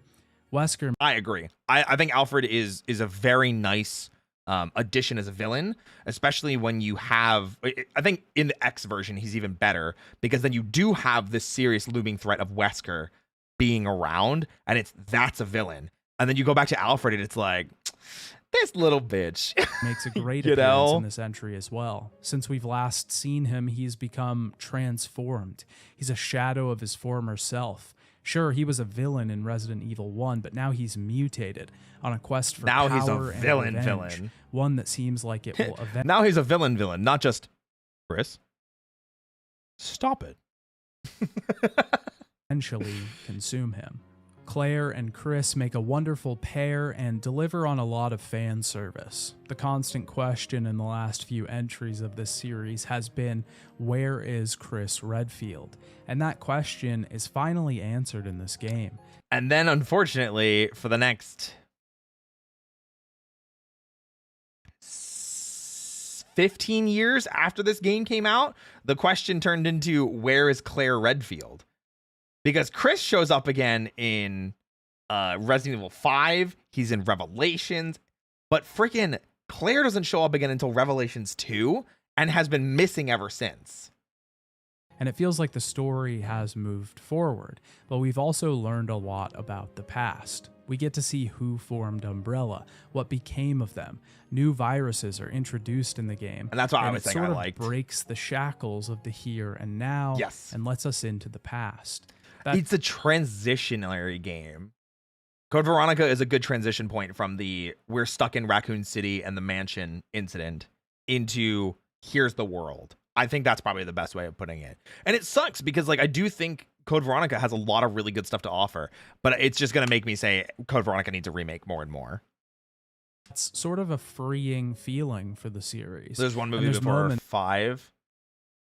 Yeah, I was trying not to include the movies because then the movies, it's like, it's a little bit more complicated then with like when they take place and things like that. Because technically then there's 2 movies in the timeline before 5 because there's, or I'm sorry, what's it called? Infinite Darkness is the series because Claire's in that too. It's where Wesker is confronting a transformed Alexia and she's literally summoning flame in front of her. Yeah, with blood. It's so anime. Sure, you can get in the weeds here and say, how is that possible? How can a biological mutation cause someone to summon fire? With her blood. but it ends up falling into the rule of cool. It's awesome. Yeah. It works aesthetically, and it's great. It's all about context, too, because if this happened in a different series, one that was more grounded and strict with its world, it'd be different. Yeah, but here, absolutely. it doesn't much matter, in my opinion. The game also captures that atmosphere that is so tied to survival horror. Beautiful level design, fantastic modeling, Agreed. great art, and a wonderful soundtrack to complement it. The visuals are next to none, Agreed. upgrading nearly Agreed. everything in the series. Agreed. The cutscenes are great. Agreed. Dude, I still love these. These still look, I think, really good today. The FMVs. And while they do carry a distinct B-movie charm, they also have that distinct early 2000s style that so many people pine for these days. Yeah, it's almost like wanting the nostalgia and then seeing the nostalgia, and you're like, man, I can't look away. Code Veronica grabbed my heart as soon as I started playing it, and I just couldn't put it down. And while I really do love the first 3 games in this series, Code Veronica felt like it just hit the perfect sweet spot for me personally. That's because it really is it is the follow-up. It's the follow-up to 2. You know, 3 is the side game. Code Veronica is Resident Evil 3. It won't be everyone's favorite, but for me, it was a fantastic ride, and I can now finally see why so many people want a remake. Yeah. Resident Evil Code Veronica was a critical success upon release. Oh, okay, good. Most reviewers praised the upgraded graphics that the Dreamcast brought, and critics noted the atmosphere and presentation as great strong points. The game currently sits at a 94 out of 100 on Metacritic. Ooh. I think that's kind of inflated, personally. I understand why. I mean, I guess you got to think about the time. Like, when it came out, you know? When it came out, it was probably, like, that well received, you know? Today's standards, it's probably different. But back then, probably groundbreaking. Units worldwide on the Dreamcast. This was massive, specifically for 4 million units worldwide. The game was a relative hit with fans, selling 1.14 million units. 1.14 million on the Dreamcast. That sounds pretty big. Units worldwide on the Dreamcast. This was massive, specifically for the platform, making it one of the highest selling games on the system overall. Yeah, what else would it have been? Sonic Adventure, Echo the Dolphin, Soul Calibur.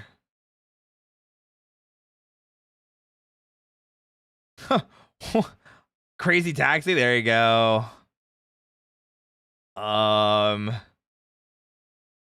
Super Monkey Ball 1.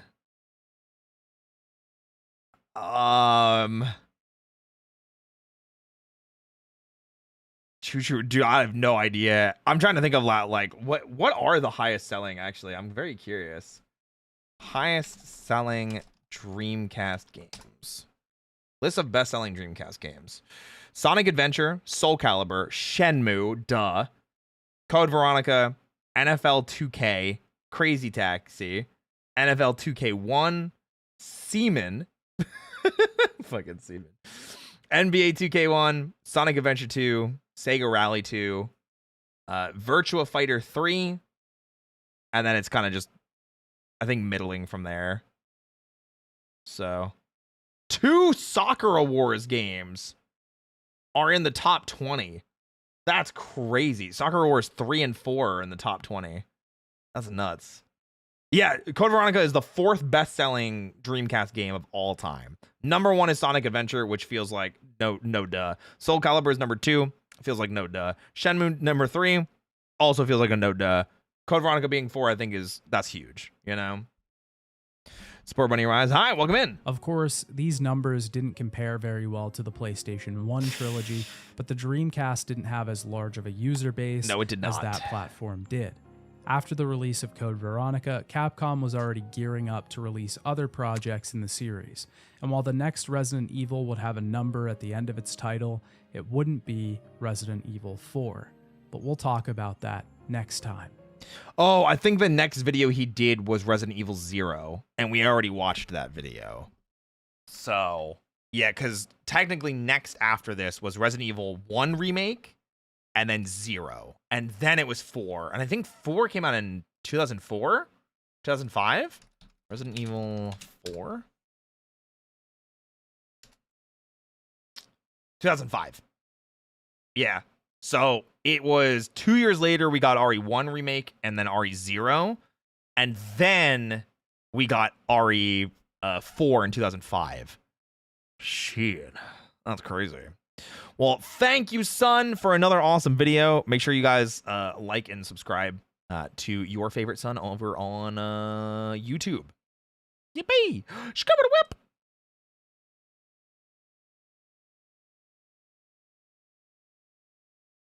Scrapow! Pow! Yippee! Guys, we made it through another retrospective. We are how many games deep are we? 0. 1 remake, 2 remake, 3 remake, Code Veronica. We're 8 games deep. We're 8 games deep. 8 games deep so far. At least 2. True. Very true. Very true. Very true. So we're 8 games deep. We've got 4 remake, Revelations, 5, Revelations 2, 6, 7, and 8. So we're exactly at the halfway mark right now. We're exactly at the halfway mark. 4 remake, Revelations, 5, Revelations 2, 6, 7, 8. Yeah. Whoa. We're exactly at the halfway mark. Wait, that's kind of crazy. I didn't think I thought we were maybe more than halfway done. But we're at the halfway mark and we're finally like leaving the horror aspect of things. Although I guess we kind of returned to it with Revelations and Revelations 2, but like 4 and 5 are definitely higher action based. Make me proud. I wish I could game like that. I could tell you that 4 is going to be a long stream. 4 is going to be a long stream because I think the how long to beat is like 16 hours. So I might actually need two different thumbnails for it for YouTube. So, ooh, 4 hurted my brain. Don't worry. 4 I can talk a lot about. 4 I know a lot about because I played 4 remake recently. So I played 4 remake when it came out, which was about 1.5 years ago. So wait until 6. 6 is I haven't played 6 since it came out, so it's been a minute. But I have a co-op partner for that. Yeah, I think 4 is 16 hours. So finishing that in one sitting is probably going to be a little rough, I think. Yeah, 15 and a half hours is the average according to Google. And that's not even including Assignment Ada or Separate Ways, which I will probably not be playing on original. I will probably play them on remake. We'll see how I feel. We'll see how I feel. We'll see how I feel. But yeah, about 15 hours. A little over 15 hours for Resident Evil 4. So I'm gonna watch the whole thing. Hell yeah. It's gonna be awesome. But guys, thank you so much for hanging out tonight. I really appreciate the support. I hope you guys enjoyed this deep dive into Resident Evil Code Veronica. I know Code Veronica is not everyone's cup of tea.